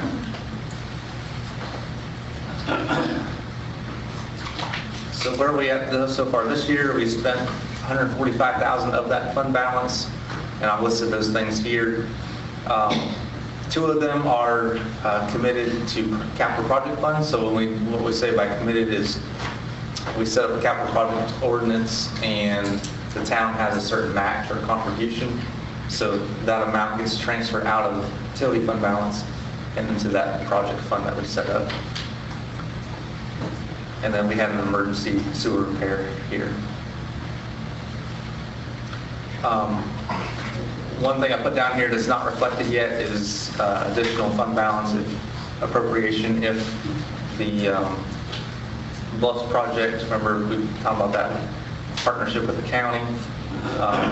If that goes through, then we would have an additional $400,000 contribution that would be coming out of fund balance in the near future. So if you look at where we ended, 5.7, all things being equal, if all our revenues are dead on, which we're pretty close right now, our water sales are spot on, sewer is turning a little higher. But all things equal, you can expect about $500,000 reduction in fund balance. But like I said, I think we'll help offset at least some of that through additional revenue that would coming in. Budget challenges, again, we've seen it this morning. Some of these are the same. Retirement contribution, again, state mandated increase of a 0.75%. The pay study it affects general fund, but it also impacts the utility fund, as well as health insurance premium.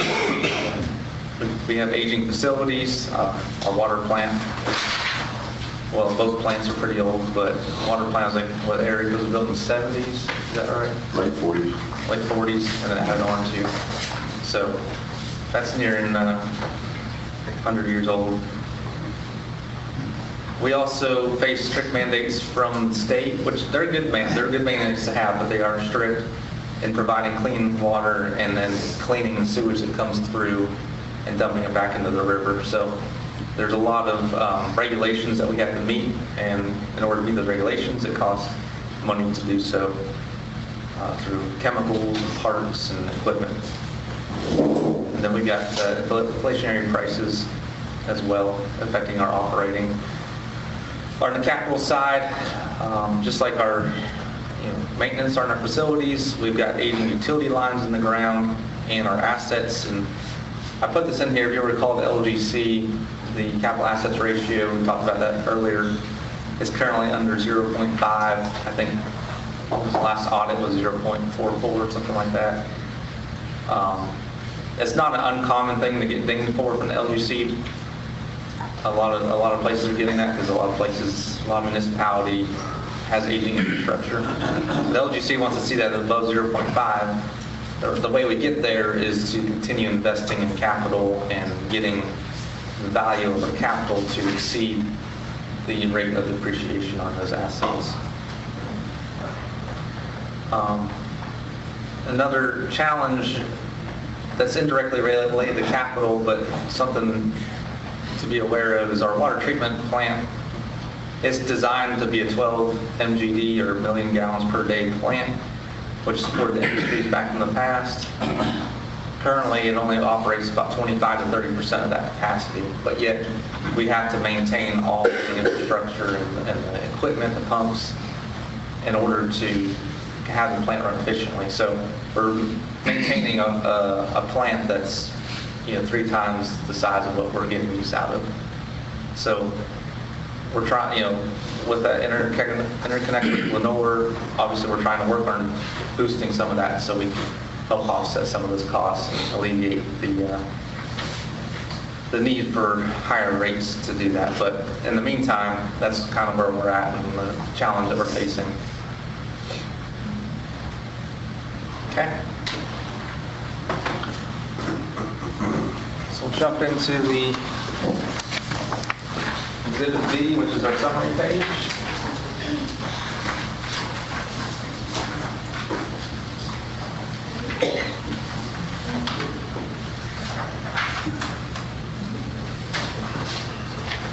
So when you get that page, you'll see, again, we have a balanced budget we're showing you here.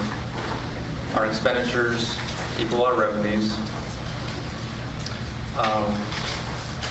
There was a few things we did to get to this point, which we'll go over here shortly. McGill will kind of cover. The capital items, well, we'll get into capital here in a little bit.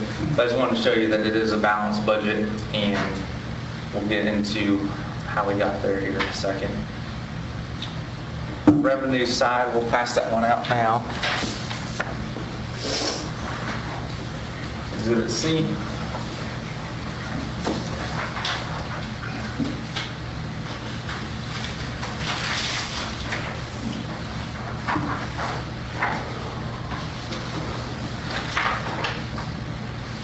All right, so for revenues, I'm going to see a little bit of thunder from McGill, but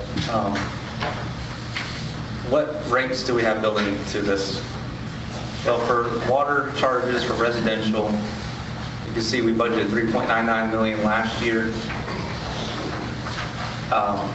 For this year, we are recommending a 7% rate increase for the residential water. Then you have commercial and industrial water charges, and then you also have your bulk customers such as Eichard, Burke County, and so forth. So those bulk customers and your commercial industrial, we're proposing a 5% increase on those. And then as well as sewer charges for residential and bulk customer, such as Rutherford College and Town of Drexel. That would also be 5%. So everything 5%, except for residential water at 7%. Now, we'll get into more of what those rates look like in different scenarios, and Miguel can get into that. But just so you know, that's what's built into this revenues that you're seeing here.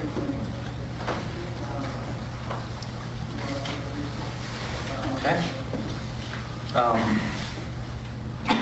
Yeah. And we're going to do this a little faster than we did general fund because Miguel really has the meat of what we want to look at. But these are all the supporting documents that we use to get to that point.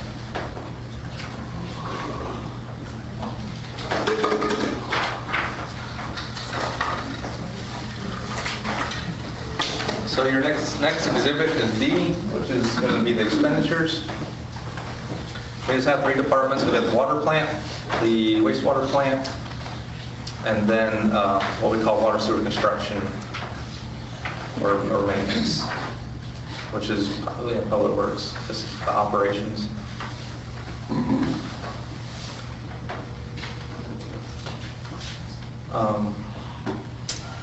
There's not a whole lot to highlight to you here, not a whole lot of changes.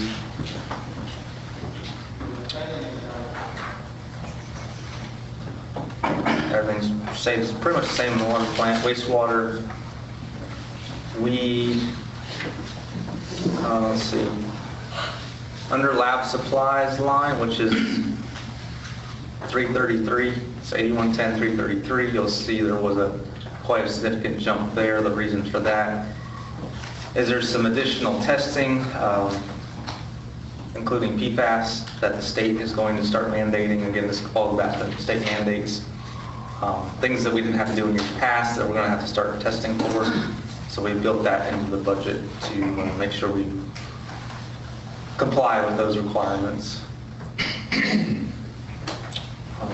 The nice thing about the state is well, not the nice thing, but the state likes to put mandates on us, which is, in fairness, it's to help keep drinking water clean and to put clean water back into the river. But they put these mandates on us that cost money, but they don't give us any money to implement them. So that money has to come through our sales of the product.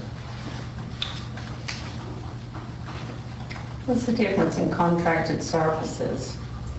The water plant on the first page. On the first page. Let's see, is that 450? Contracted services, yeah.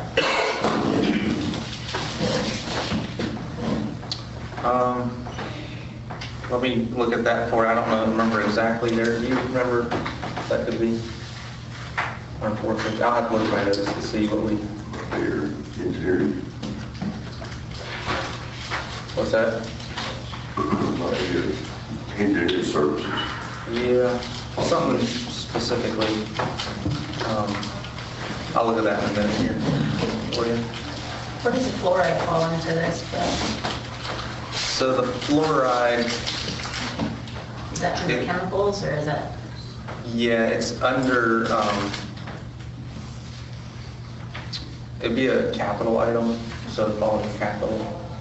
We do have that built into this budget too.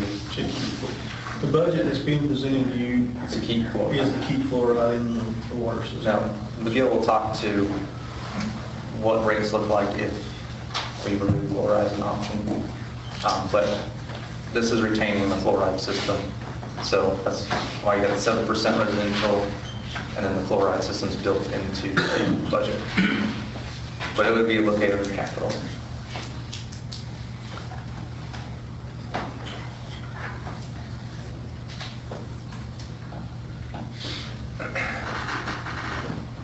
Okay.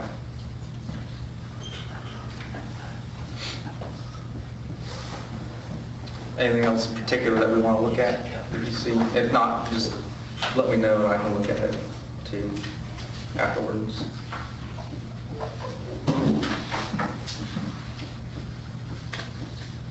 All right. So built into the budget, or you'll see the debt line down here, the debt service. So what you're going to get now is a kind of a detailed snapshot of what debt we're looking like. So So Exhibit E.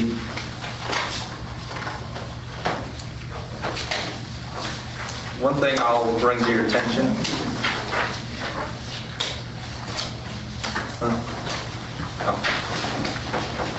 If you notice these dashes here, so we've done really good in the last couple of years in utility fund of getting these loans because these are 0% loans, which is great to borrow money when it doesn't cost you any interest on the money. So when you see dashes, those, even though it looks like a lot of items we go out for debt, more than half of these are interest-free loans. So basically it's free money that we're just borrowing from the state to pay back. And I'm going to pat Bo on the back. He started here, I believe, in 2018. If you notice, all those came after he started here. The one before that was interest loans. So he's been really good about going out and finding interest-free loans. I believe we only had one since he's been here that we had to do interest loans. And I'll thank McGill for their help on that too, because they definitely guide us on that. We're going to keep trying to find at least interest.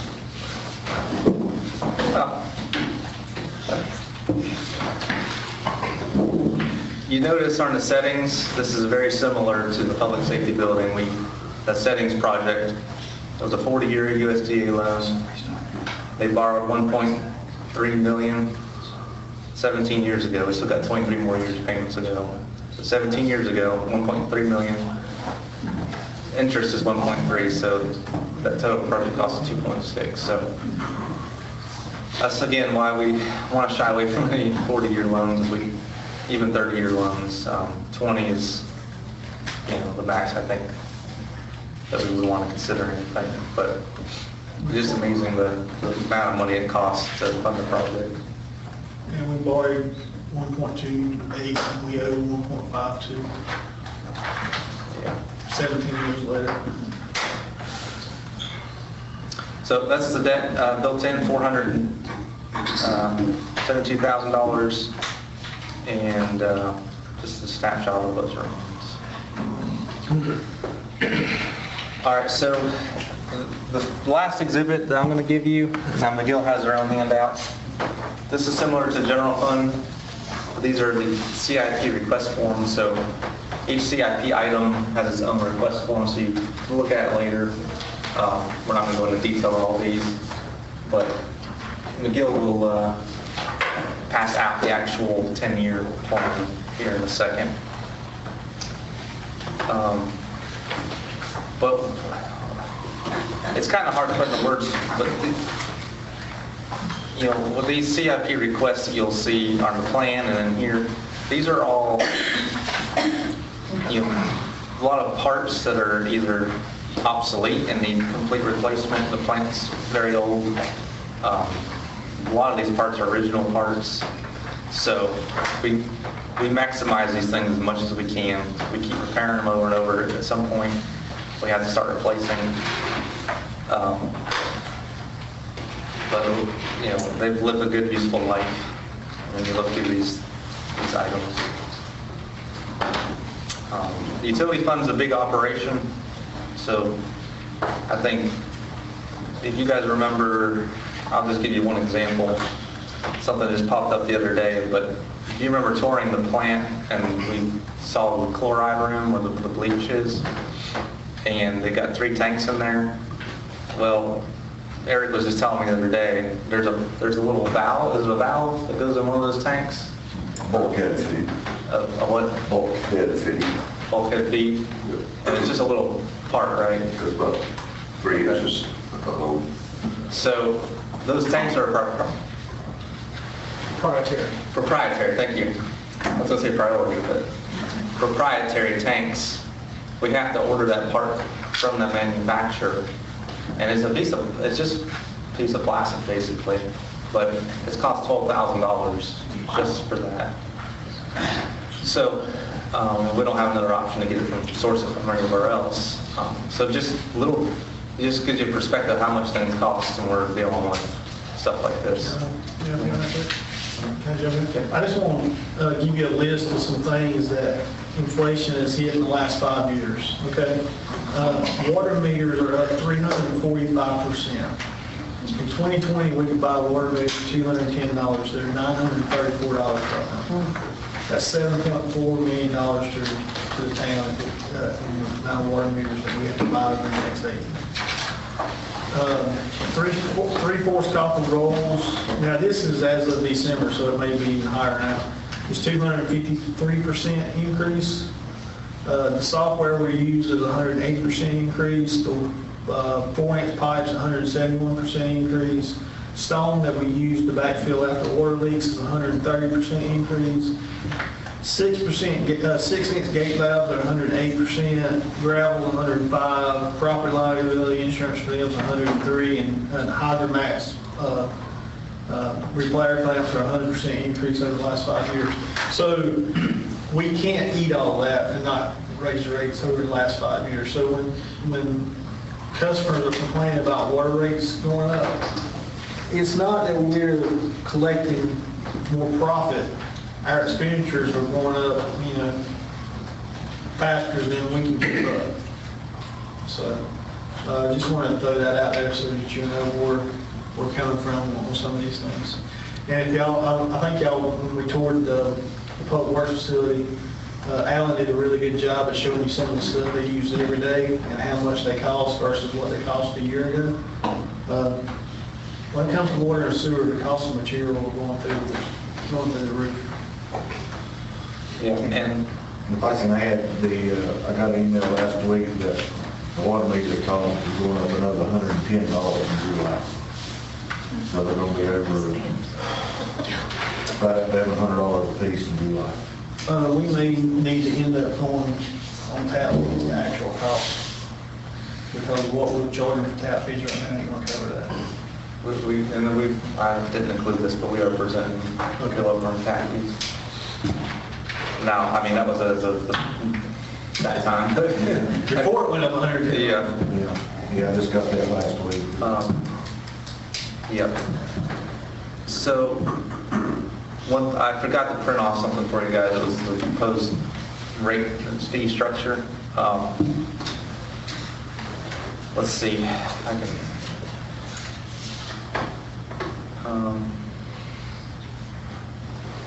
Let's see if I can go back here.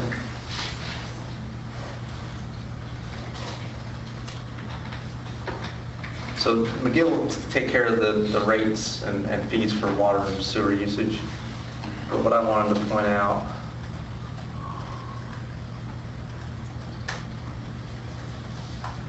so trying to get a little creative here. Wanted to introduce an idea of doing, and you've seen these on like Spectrum Bill, some other utilities, they do this, but a paperless statement credit. So what that is anybody that gets a mailed statement would get a $3 charge unless they signed up for our paperless mailing. The reason being, if you look here, we spend $50,000 a year mailing utility bills out. 75% of that is just postage. So we're spending almost $40,000 a year on postage. And, to help try to keep rates as low as we can, that's one cost saving that the folks that, we have about 20% of our customers on e-statements. But yet those folks are having to subsidize the cost of the postage through rate increases. So built into this model is, if we can try to curb some of that and get folks to sign up for e-statements, that will dramatically help our budget on that. And if they want to keep paper copies, then they just have to pay for that up front on their own. Another change would be the non-payment fee. So this is for folks that they don't pay their bill by the 25th of the month. We usually are pretty lenient. There's a few customers where we need to be consistent with, but we try to work with them the best we can, maybe extend another month. But right now that fee is $25. We're looking at increasing that to $30. And then the tap fees, what we just talked about with Todd and Alan, increasing those slightly. And this is for anyone that's building a new home or putting in a new tap, an extra tap, would face these fees here. So those are the fees beyond the rate structure that McGill's going to go over here in a second.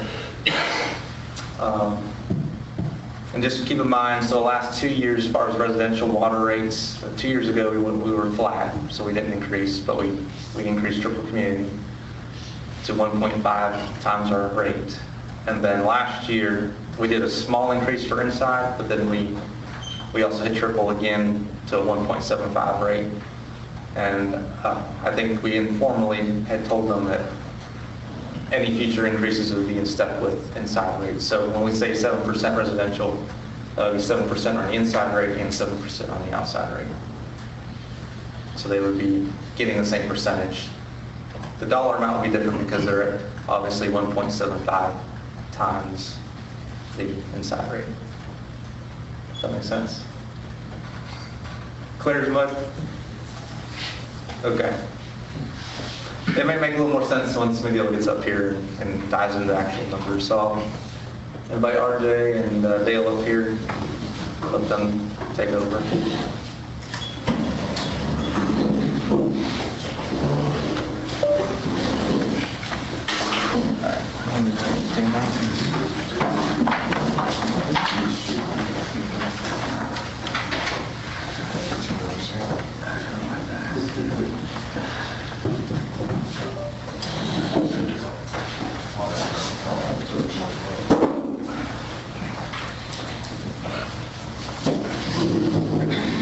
All right, well, thank you all for the chance to present to you again this year.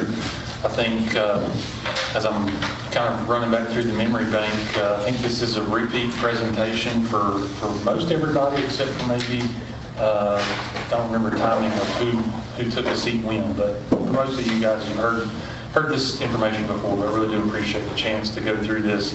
I think, as I say every year, I appreciate the fact that the town I live in, the town that I pay my water and sewer bill to, takes the time to plan, because I think that's something that we in our industry see far too many municipalities don't do and have ignored doing for far too long. And so deferring and assuming that everything's going to work perfectly for eternity is, a pretty poor idea of how to manage the system. So we find value and appreciate any time a client of ours takes the time to really set that stage. And so that's really what today is about.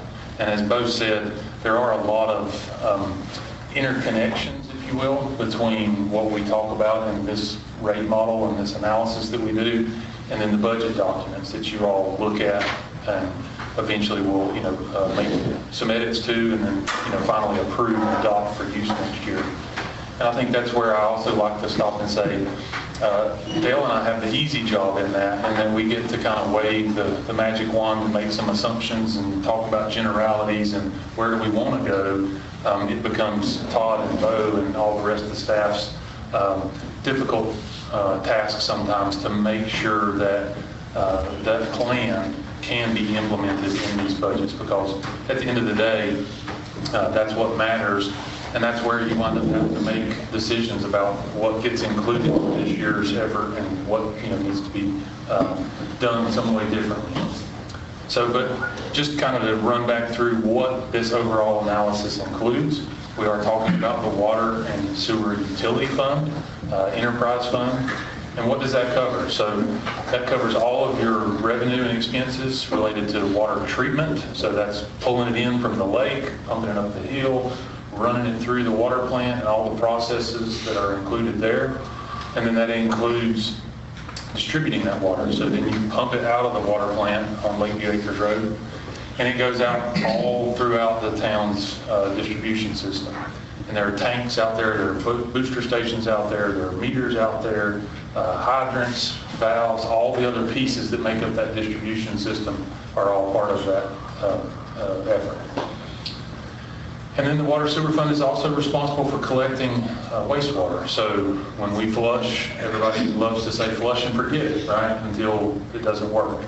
But in this case, that wastewater collection system does bring that waste back into a central point, and then eventually through some pump stations, gravity sewers, large outfalls that make their way right back down to the lake, to the wastewater treatment plant.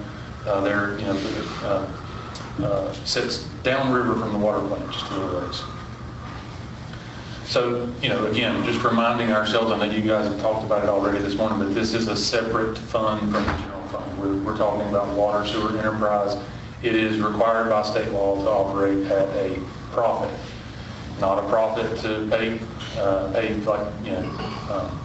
Duke Energy dividends to shareholders, but a profit to reinvest in the system and to make sure that it remains in good, viable condition for generations to come, and to meet its obligations through permits along the way. So just real quick then, talking about customer base. Overall, you're talking about 5,000 residential customers, and that is basically water customers. So that's both town customers, folks who are water and sewer customers, and that 5,000 includes about another 2,500 or so for folks who are out in the old triple district. Also included in your customer base about 360 non-residential customers. So that's going to be your businesses, that's going to be industry, that's going to be institutional, schools, hospital facility, things like that. And then beyond that, you've got those 5 contract purchasers or customers that Bo was talking about. And so that's Iker Water, that's going to be Rutherford College, that's Burke County.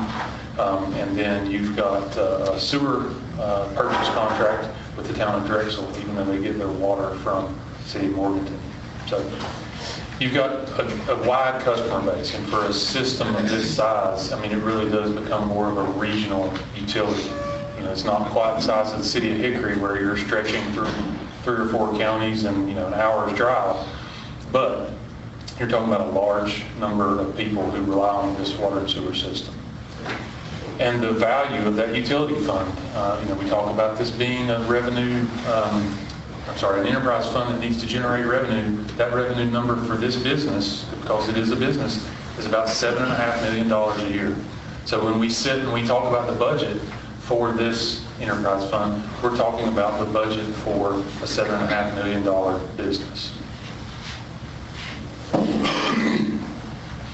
So capital improvements planning. What makes a project worthy of being listed in the capital improvements plan? And so those are going to be really kind of one of the 4 criteria, and we've talked about this. I know some of you may be tired of hearing this, but it's about viability, or it's about efficiency, or it's about growth, or it's about regulatory requirements. And so viability, that's all of those valves and components that are aging, that are failing, or need to be replaced before they fail, the ones that have been kind of taken apart, repaired, put back together, put back in service. Eventually, the repair and replace method runs short, especially on some aging equipment. You may also see some times where we replace equipment just because it's out-of-date technology. There's a better way to crack the egg today than there was 20 years ago.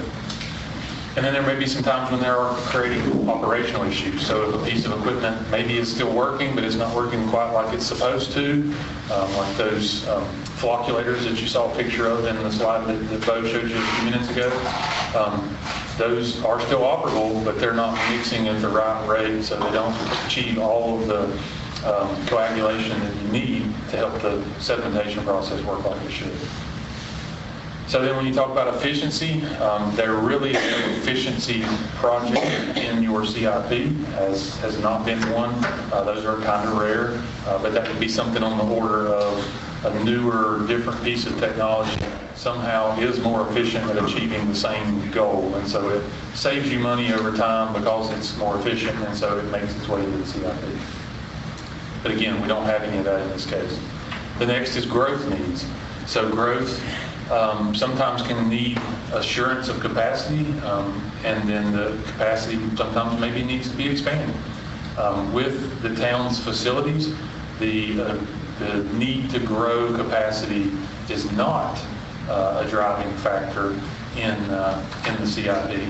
But as Bo mentioned, the project for Valdese Bluffs, that's one where some grant funds came to the table, and there is, I think, an ongoing economic development agreement there where it's not expanding capacity, but we may extend service from the town's existing system to serve those additional customers in that area.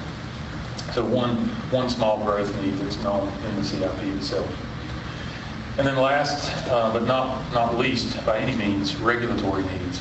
Those unfunded mandates, as Bo acknowledged, they are important for maintaining a healthy environment. We all want to live in a place where the lakes and rivers are clean, but they do come with significant expense. And so one kind of point to dwell on there, every year Alex every 5 years, Alex is operating under a 5-year permit for his MDES discharge. And that's the big long piece of paper that says these are the things that you can discharge into the lake from the wastewater treatment plant. And this is how much of it you can discharge. If you exceed this, the town may have to pay a fine. And so you have a process there that works, but every 5 years that permit gets renewed and gets reconsidered.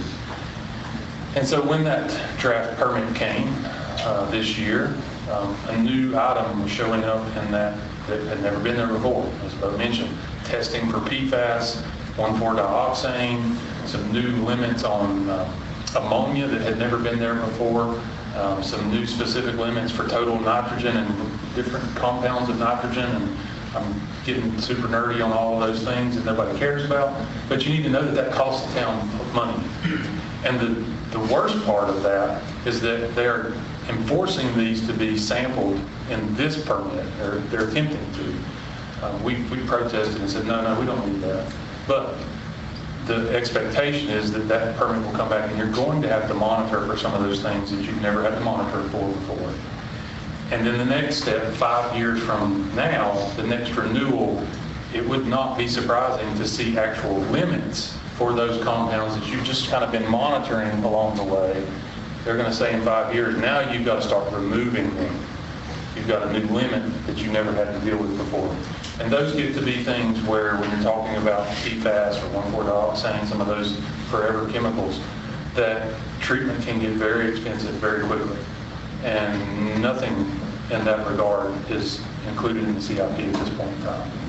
So before this CIP is up, this current 10-year CIP is up, like I said, I would not be surprised to see the town have a limit on some of those chemicals being imposed now.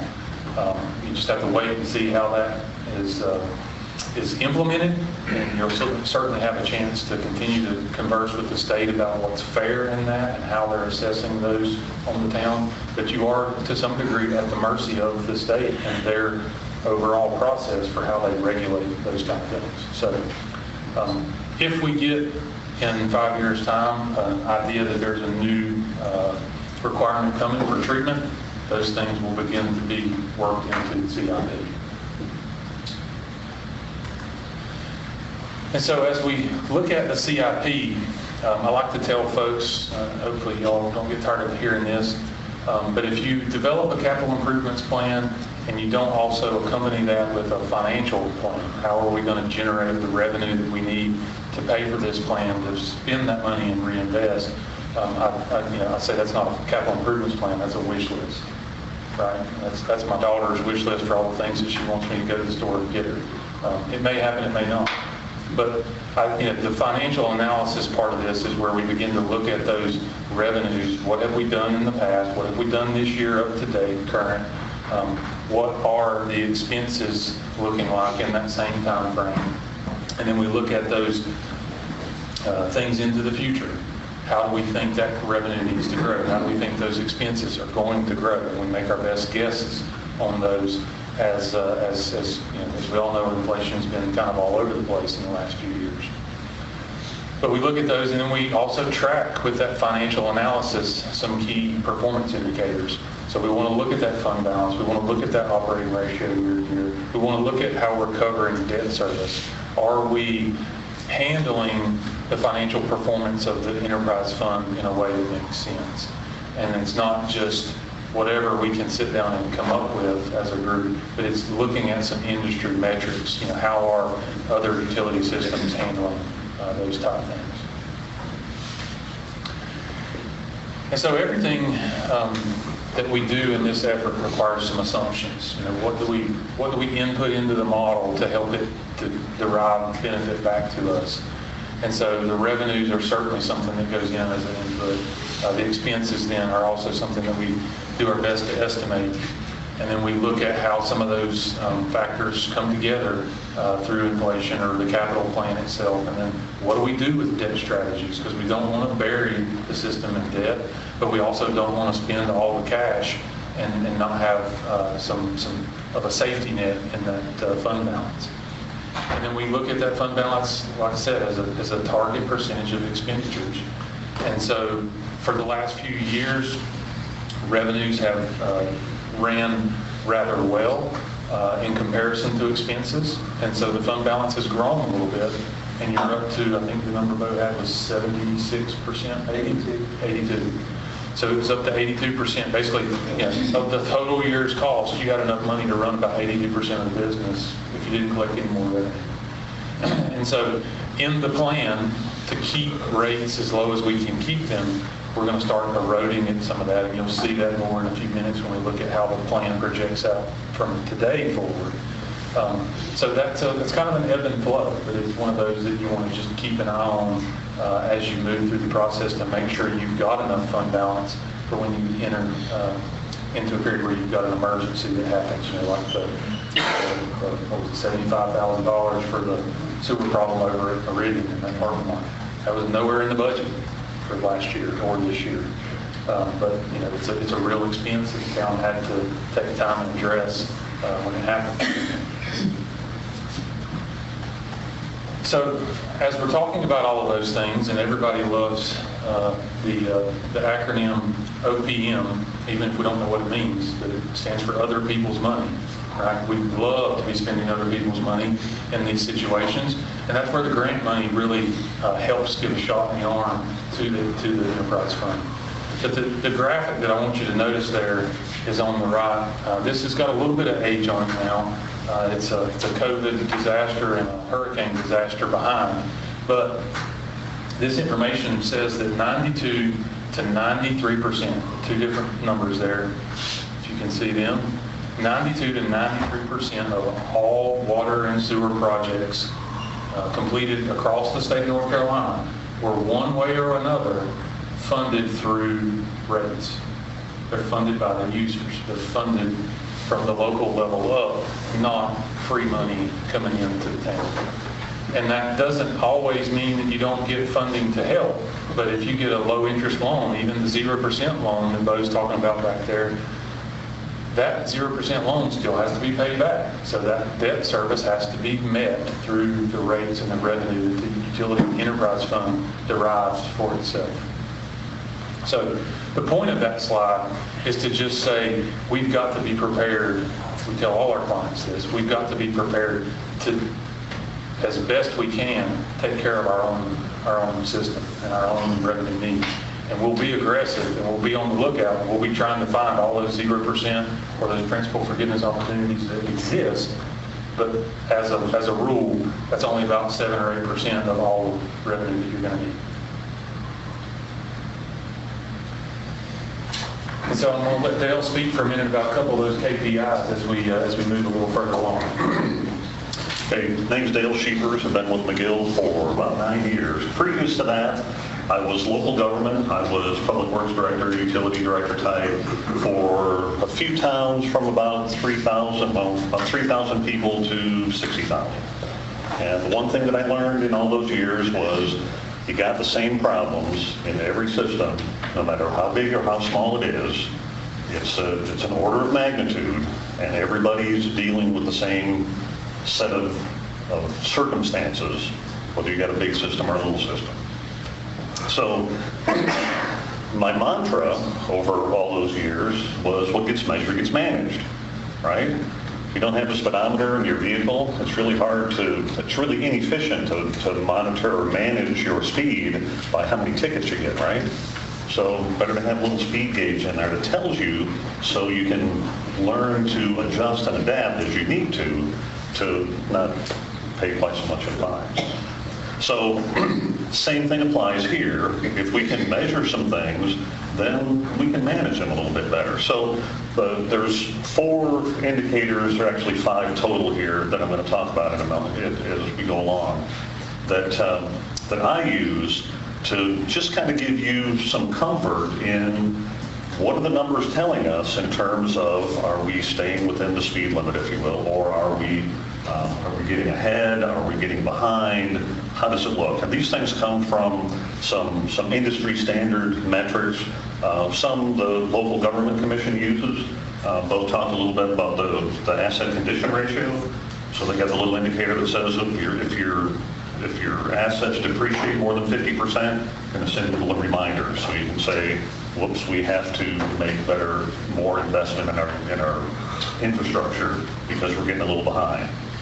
So the first couple I'm going to talk about is operating ratio. That is revenue divided by expense, right? So if the number is higher than 1, you've got more money that you're making than what you're spending, which is a good place to be. It's not exorbitant, obviously, because if it was exorbitant, you'd probably be over collecting. And you certainly don't want to do that. So it gives you an idea that you're in the right ballpark here to say that we're doing a good job. Days working capital, that is kind of a translation of that fund balance percentage. So the 80-something% represents, or 90% in current year, those things translate into the number of days that you would have. If you got no more revenue, you could operate that many days and pay all your bills. Okay? A couple more, sufficiency of revenue above debt and debt service coverage ratio. Those two measure how heavy the debt burden is that you have. First one is, I think, a little easier to understand. That's basically how much revenue do you have, how much of that is attributed to debt service, and what's the threshold? About 25%. You're well below that. Okay? You get up close to 25%, then it gets a little difficult to manage your dollars because you're paying a little more in debt than what is ideal. Another measure that's a little more sophisticated is a debt service coverage ratio, which says that the amount of debt service that you pay, your loan payments that you make, there's a little factor that says that you should be able to have 1.2% or 20% more of your payment available in your fund as a cushion that gives you the comfort and a little breathing room to say we can always make our debt payments because our rate structure is set such that that debt service coverage ratio is greater than that 1.2. And you'll notice that the numbers were kind of big. That's because the debt was a little lower. We've taken on a little more debt in the last couple of years, but we're still comfortably above that 1.2. Okay? So now comes the fun part. I've got some handouts with a lot of numbers on them, and I'm going to talk through those to help you to understand that, make some sense out of it, because at the end of the day, the most influence that you have, the biggest factor that you have in your rate structure is your capital investment, right? If you don't ever buy anything new, then you're spending a lot less than if you have to make some of that investment. And, the trade-off is it costs you a lot more the longer that it deteriorates and the cost gets greater and greater for those replacements and those sort of things. So debt service is the first one. You'll see that 10-year plan, and it's divided into water plant, sewer plant, and construction, which is pipes, collection and distribution. Okay. The blue indicates that we are anticipating the majority of that particular project to be paid by a debt issue. So we have to make an assumption in the model that says here are the terms that we're assuming for each of these debt issuances, and as we're figuring out what kind of cash flow, how much money we have to make those payments to stay ahead and keep our utility running efficiently. Okay, the salmon color is a project that is anticipated to be funded primarily or exclusively by a grant by other people's money. Okay, so you see a couple of those things sprinkled in here. And then we also have to make assumptions in the model to accommodate for those things. Okay? So you'll see year over year at the bottom of each page the subtotals, then the final year the total. That's telling us that we've got somewhere in the neighborhood of $70 million in capital needs over the next 10 years. Okay? If you look all the way over to the right-hand column, that tells us that there's even more to come in years 11 plus. Okay? And where this comes from is projects that we've identified that we know that we have to do, but they can be deferred beyond that 10-year window that we're looking at as we're looking at rates and how we fund our utility over the next 10 years, knowing that when year 11 comes, it's not level off, smooth sailing, downhill ride from here. There are things we've identified already, and in the next 10 years, I'm sure that we're going to identify plenty more things as we make it to year 11 and beyond. So this is an iterative process. We make our decisions today. Bo sets his budget for the next year based on the projections we've made. Not that they're perfect, they're going to change every single year, they always do. But this gives us a direction and a level of comfort in what we predicted for the next 10 years and the, I guess you could call it the achievability or the feasibility of being able to do that and do it consistently and do it reliably.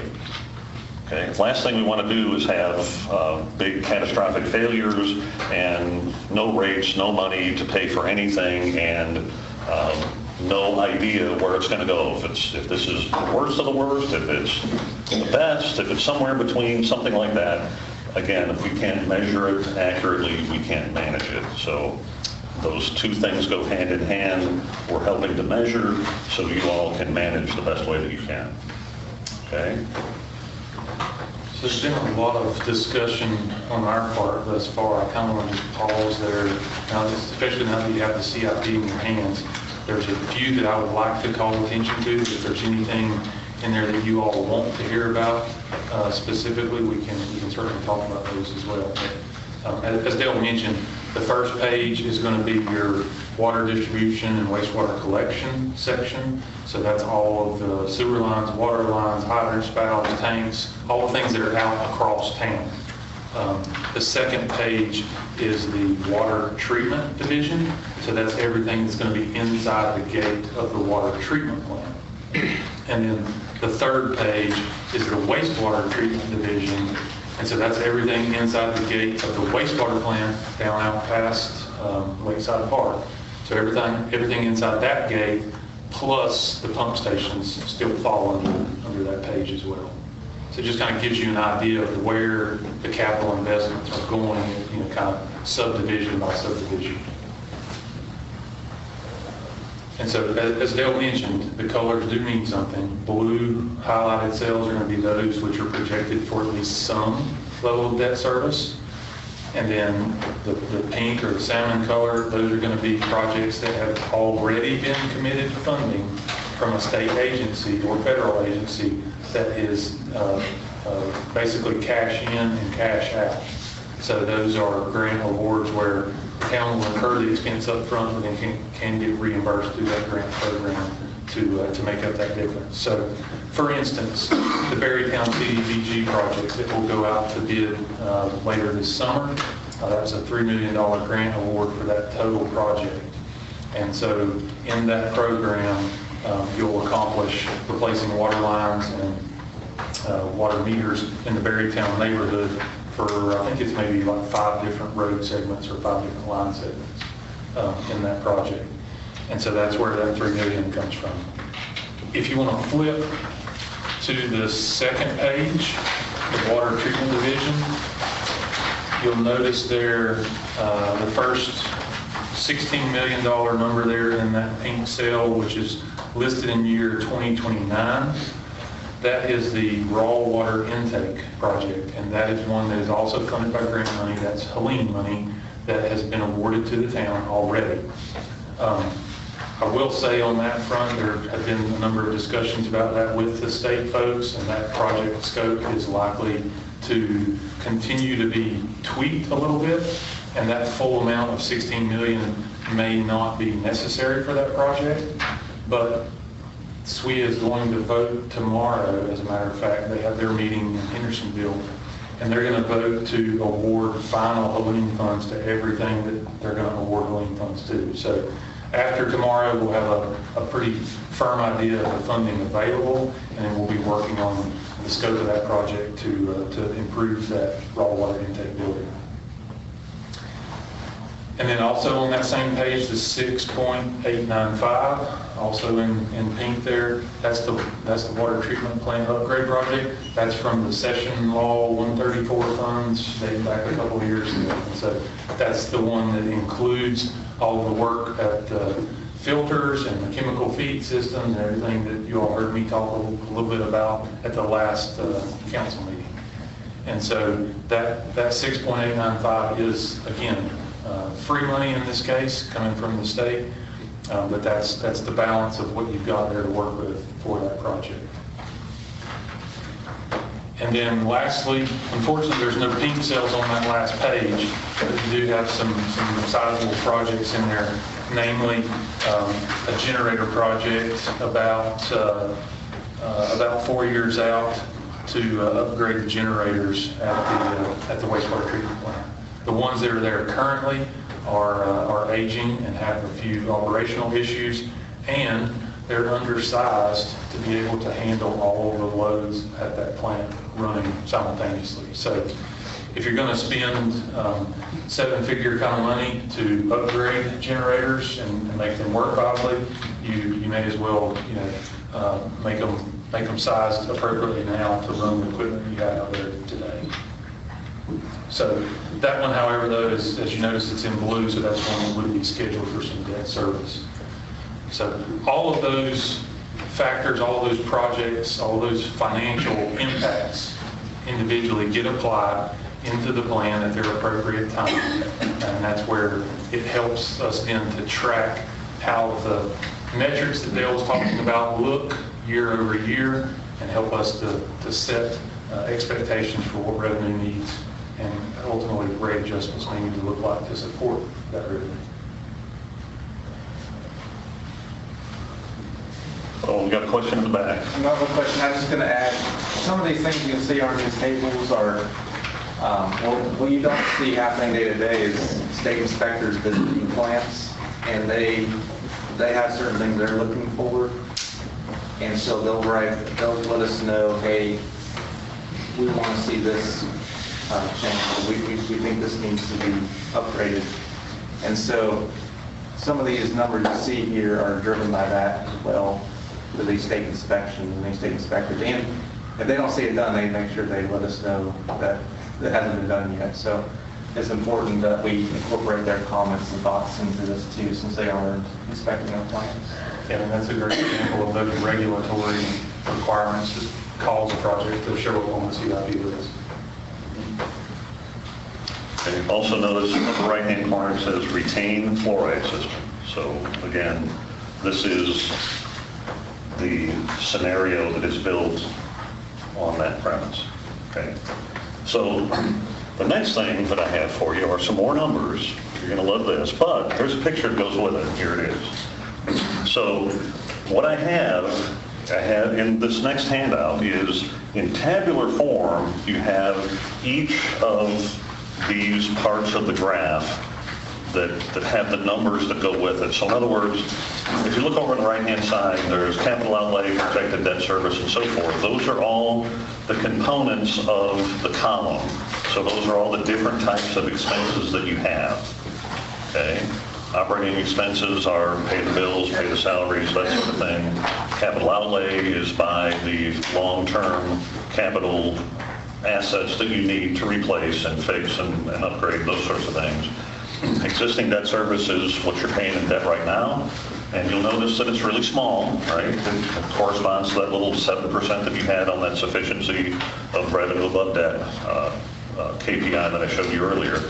Then the big one, like I said, the cost and how you manage your capital assets is one of the biggest influences you have in your rates and in your utility fund. So you'll see that green grows as you move from left to right. Those are the additional debt that you have to issue to keep things going, to keep your operation going. So dashed line that's what your rates are today. So you see that it doesn't take long, like 1 year, to where you're not able to keep up.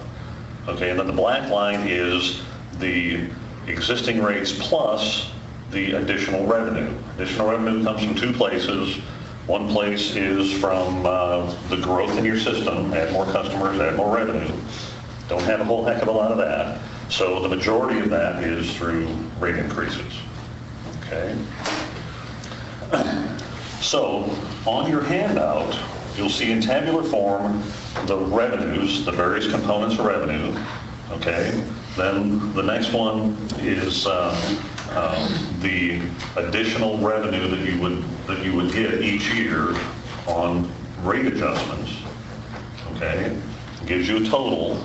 Then on the expense side, it's the operating expenditures, and then it's the capital outlay, and you've got existing debt service and projected debt service. Okay. So you'll see what those numbers look like as you go across the page. You'll see where, like the proposed debt service, you'll see the numbers go up where, there's additional green in each column and so forth. So that's the relationship between the picture and the numbers. Okay. And then in the middle of that is the percentage of revenue increase that you would have across your utility in each successive year. So you'll notice that the first year and all the years, as a matter of fact, has had a 7 there. Okay, so that's the additional revenue in the model as we're predicting the next 10 years. Okay. So then the next one we have is the financial outcome that says, here's the net income, revenue minus expenses. So you see that those are all positive except for a couple little negative guys out there in the last 6 years. Okay, again, all negative net income means is you're going to draw down a little bit more on your debt, on your fund balance. So you'll see that a little further down in financial indicators, where is your fund balance today, and how does it fare along the 10 years? Okay, our policy, our informal policy is better be 50% or more. Otherwise, we're getting down to where it's a little uncomfortable. So you see that we finish out at 49. And again, when it's 10 years out, that's a pretty good distance down the road. If it looks a little too good or a little on the not so great side, don't pay too much. Don't give that too much credence in where we're at. In other words, we need to be close, but you're not going to figure out what to write the check for in something that's predicted in the model 10 years from now. So it gets a little fuzzy when you're out there. First 5 years, I would say a whole lot clearer. I think a whole lot more closer to what we know based on what we have today to base that on.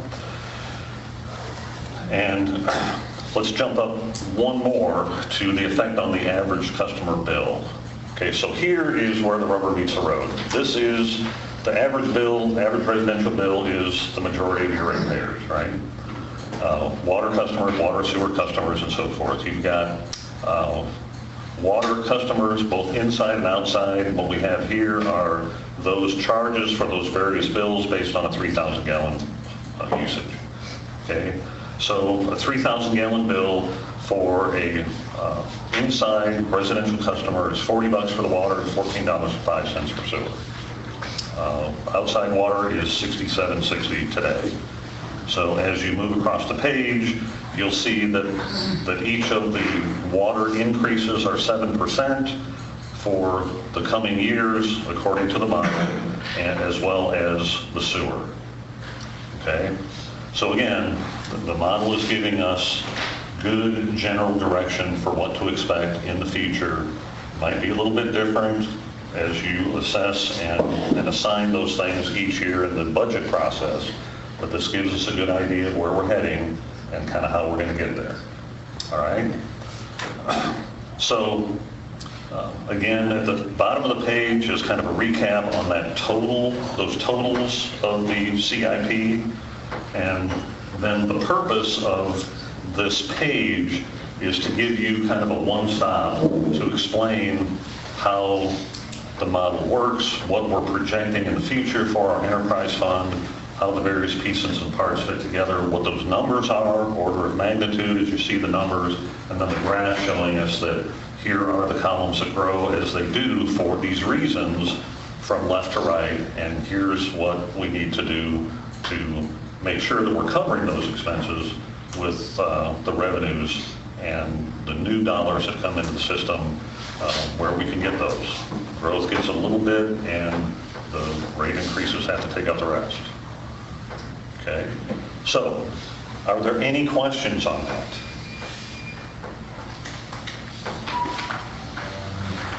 I will add to that, this financial model, as I said, makes a number of assumptions. And one of those assumptions that we make in a protective manner for the enterprise fund itself is to assume, as Dale mentioned, there's not a lot of growth. But we've also talked recently about what does the Lenore interconnect mean and what could that daily demand from Lenore be. So in the contract that's been approved by both the City of Lenore and Town of Valdese, there's a minimum daily purchase of 300,000 gallons per day. That's a purchase from Lenore purchasing water from Valdese, 300,000 gallons a day, just to keep that water line turned over so that we don't have old water sitting in that big long pipeline. Everybody's on board with that. That'll happen day one as soon as the line's filled and it's placed in service. So there's a little bit of revenue to be realized just from that 300,000 gallons per day. By comparison, the water plant right now is running at about 3.5 million gallons a day, right? So if tomorrow that change were to happen, you go from 3.5 million that Eric's producing and pumping out to 3.8, okay? That would just be to keep that line fresh. That interconnection with Lenore is an agreement that is written in such a way, though, that they could request to purchase up to 4 million gallons per day from Valdese, right? So then you'd be talking about doubling the amount of water that we produce every single day. If you ever get to that point, that obviously changes a lot of these financials because you're suddenly generating a lot more revenue to an outside customer in that instance and making great use at that point of the capacity of the plant. But to be safe in the way that we plan for this financial picture, we're not assuming that any of that is incorporated into the CIP until such time as we see some evidence that it's going to be used and going to be used regularly beyond just the minimum 300,000 gallon day purchase. So the 300,000 from Lenore is take or pay. Whether they use the water or not, they pay for that much water every day. And that is revenue that we have in the model because we know that it's there. Okay. And it equals about 200,000 a year, what that equals in revenue dollars. $7,000 or $1,000 a year. Based on our contract with them. Yep. Okay, so the next item, these revenue adjustments, they're uniform to all the customers. There are, your rates are made up of a minimum charge and a volume charge. And the minimum charge is roughly the fixed cost associated with owning, operating, maintaining a water and sewer utility. And then the volume cost is associated with what it takes to produce or treat that volume of water. Okay, so those are the two components. Those two components can be adjusted depending on some cost of service analysis that we can do, and also coupled with the preference of the town. So right now, the town is saying we're going to keep things the way that they are in terms of the rate structure. So therefore, when we're looking at additional revenue to be generated by rates, we apply that uniformly. Both components go up the same, but you do have the option to change that and make adjustments to that as you see fit. Okay. Also, the revenue is again very much affected by the capital improvements plan. The update to that plan has a number of items that have come into the 10-year CIP window, and a couple of them have been moved out. And again, that comes to each year when we look at things closely, and Bo's got to have a budget, and you've got to have the information you need, and you have to make decisions on where to set the rates. Then sometimes things have to be changed a bit to make all that stuff work together and make it happen. So that is the cause and effect for where your 7% revenue increase is coming from. Okay? And again, it assumes that we are retaining the fluoride system, and we did a cost of service analysis that says that that's about a $300,000 per year cost to continue with a fluoride system to deliver water, fluoridated water to every customer. Is that more than it's costing now? It is, because there is a capital component to that. There's about a $2 million upgrade of equipment and so forth for the fluoride system that would need to be added to the plant upgrade project, and that's where a majority of that cost is. So yeah, that's your chemical costs that are ongoing. That's normal equipment replacement that would be ongoing anyway. And because of the need to expand that capacity for the other tanks that I talked about with council at the last meeting, that additional $2 million project a couple years down the road adds more debt load to the overall plant. Okay, so this is a projection 5 years of what you have in front of you. In your handout, you've got the inside water rate and the outside water rate and the sewer rate on the next slide that give you that perspective. This is the entire, all of your customer classes for the water system. And then the next slide is just the customer classes on the sewer side of the equation. And again, these are uniform increases on the sewer side, 7% each year for those 5 years. Okay.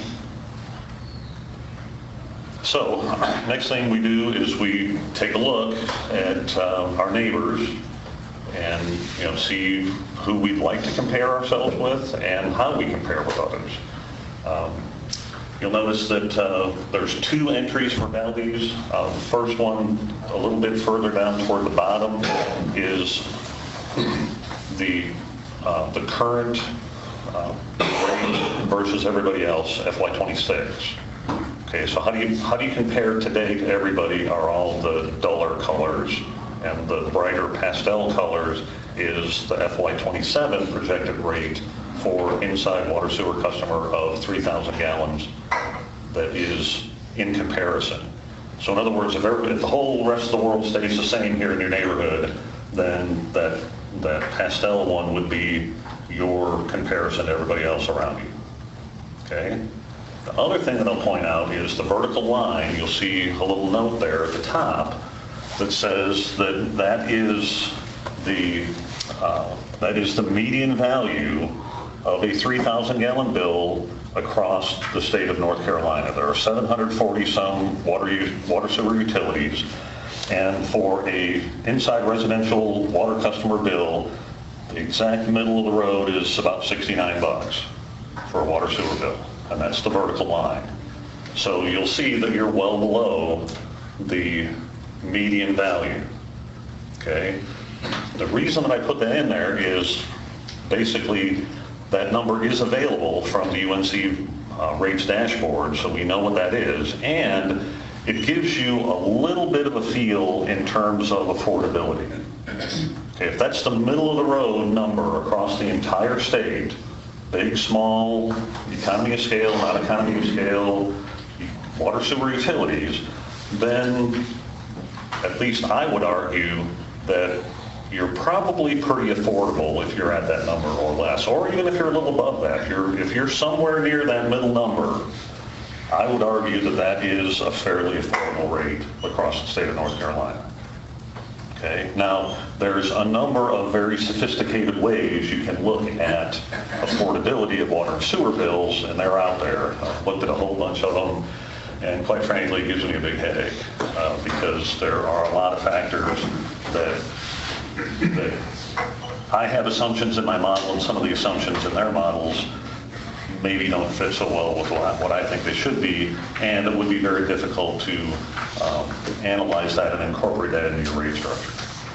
Okay, but if you kind of back up a little bit, get about 10,000 feet up and look and say, hey, if we're close to that middle number, I think we're pretty affordable. And you are a fairly good distance below that at the moment. Okay, because we all know that next year everybody's going to be going up a little bit, and that number's going to move over a little bit, and you're still going to stay in that same proximity to that median value in the next year and several years to come, I would argue. Okay. I think to that point, Hickory is planning, what we say, 10%? That's what I heard, was 10%. That's not official, but by comparison, Hickory's talking about going up on all of their customers 10%. If you go back to that one slide, so if you compare Hickory to Valdese, that's going to be the most comparable, I think. And you can see we're slightly less than Hickory, which is really good compared to this amount of customers that Hickory has in comparison. Morganton is lower because they have electric fund that can be careful. So that, because it's hard to see, this is Hickory, this is Newton, Granite Falls, Valdese, Morgan. I know it's hard to see, but also it's important to know that next year this line's going to go this way because everybody's going up across the state, so the median will shift right. It will not stay static. Right. But Triple Community is far greater. Yeah, do you have an outside residential? This right here is everybody pays a bill in the state, correct? Yeah, this Median number. Yeah, this is 746 water sewer utilities reporting their rates to UNC, who posts on the dashboard. You can go on the internet, find their dashboard, and find out what everybody's paying for a bill. inside. This is inside. This is inside. Inside customers. It is not uncommon to see other municipalities have a 1.5, 1.75, even 2.0 multiplier beyond inside rate. The vast majority of cities in North Carolina are 2 times the inside rate, outside rate. And the reason why that is you take a mile of water line inside the town of Valdese, we may have 100 customers on that 1 mile. You go out in the county and you may have 30 customers on that 1 mile. It costs us the same amount of money to build that mile of pipe, but return on investment is much lower out once you get outside the city than inside the city. Good point. That's a good point. Do we have any more questions for McGill? I think they're still going, aren't they? That was it. Oh, okay. That was it. We can stop anytime. Or we can go as long as you like. I just want to make sure the council's in agreement. I know that me and Bo, you gave Bo and me the direction to try to keep rates flat if possible, as low as possible. If not, to the end, that was why the fluoride discussion came up. It fell flat. We're leaving it in and having a 7% increase instead of a smaller increase or no increase. 0% would be if you took fluoride. Yeah, we would have a 0 increase if we took fluoride out. Keep it in, it's going to be 7%. Are we all in agreement that we want to keep fluoride in and do the 7% increase? Or do we need to have a discussion at the next council meeting? I want fluoride in. not the same in general. That's the feedback I've gotten, and that's where I'm landing to. That's all we need to know. We just didn't want to add it to the agenda if we could decide it today. So if we're no changes, we don't have to do anything, and we're good to go with that. So everybody good with that? All right. You got anything else, bud? No, I was gonna say, if they wanted to look at the actual, instead of the percentage, actual dollar amounts, we could look at that slide. It doesn't matter. So the average inside customer is going to see about $2.80 increase. I will tell you, I saw this morning, I got a bottle of water and it was $3.12 with tax. So, I mean. Outside, what, $5? $3.10. Yeah, I'm 68 bucks. Yep. So. And just to add a little more to the discussion, and I'll stop at this point. There is a new study from the American Water Works Association that is called, the next era of investment. Right now, there have been studies repeatedly that say how many $1 trillion of total water and sewer infrastructure is in need across the entire country. Okay, and that is based only on renewal and replacement. Pipes are getting so old, you got to replace them. That's it. That is the study that's been going on for years. The next one is what comes next, which is the nutrient limits, the PFAS stuff, and those other regulatory things that they are additionally adding to that list. And it runs the total up another maybe 20%.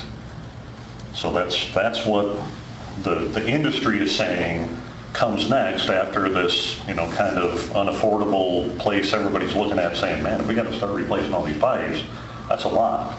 They're saying, oh, by the way, it's going to be a little more from what we can tell. So they're quantifying that now, so be ready. The other thing to keep in mind too is that, the compounding effect of dollars says that if you're proactive, then your dollars go a lot farther because they're compounding as time goes along, as opposed to waiting and then trying to jump up at the end. You'll have a lot bigger rate increases if you take that approach. And just so we're clear, this is 7% on residential and bulk customers, is that right? Or is it correct? 7 across the board? Yep. That's what I thought we talked about. Yep. Yep. All right. So on the agenda, it's got an adjournment now, but I was going to basically open it up and see if you had any other questions for me and Bo. I do have something to add. Okay.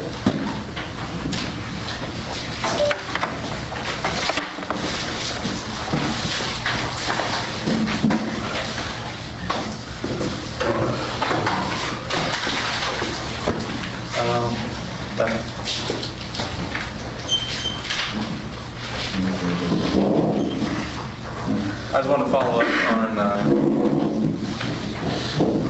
question we had earlier on the contracted services for water plant that we asked about what's going from 6,000 to 59. So what makes that up is we have 2 tanks, a Logan tank and the Drexel tank out in the triple system. And we had state inspectors come out and inspect those. And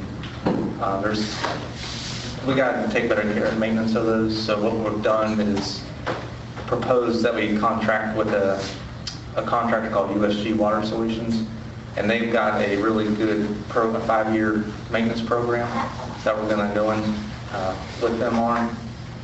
And they guarantee that they take care of the tank, and they guarantee that it meets the state specs. So that's what that increased contracted services is. Once that first year hits, the initial part is the first year, and then after that first year, that price comes down because they want to go ahead and restore the tank on the inside, repaint it, recoat it so that you get the holes out that are in it, and then that'll come down. So that's what that was. That's one of the That contract it gives us guaranteed prices for 5 years. Yeah. So with the state we find ourselves living in inflation, I think it's the way to go. So So, All right, got me and Bo both up here. Do y'all have any questions, any comments, or? I know we threw a lot of numbers at you.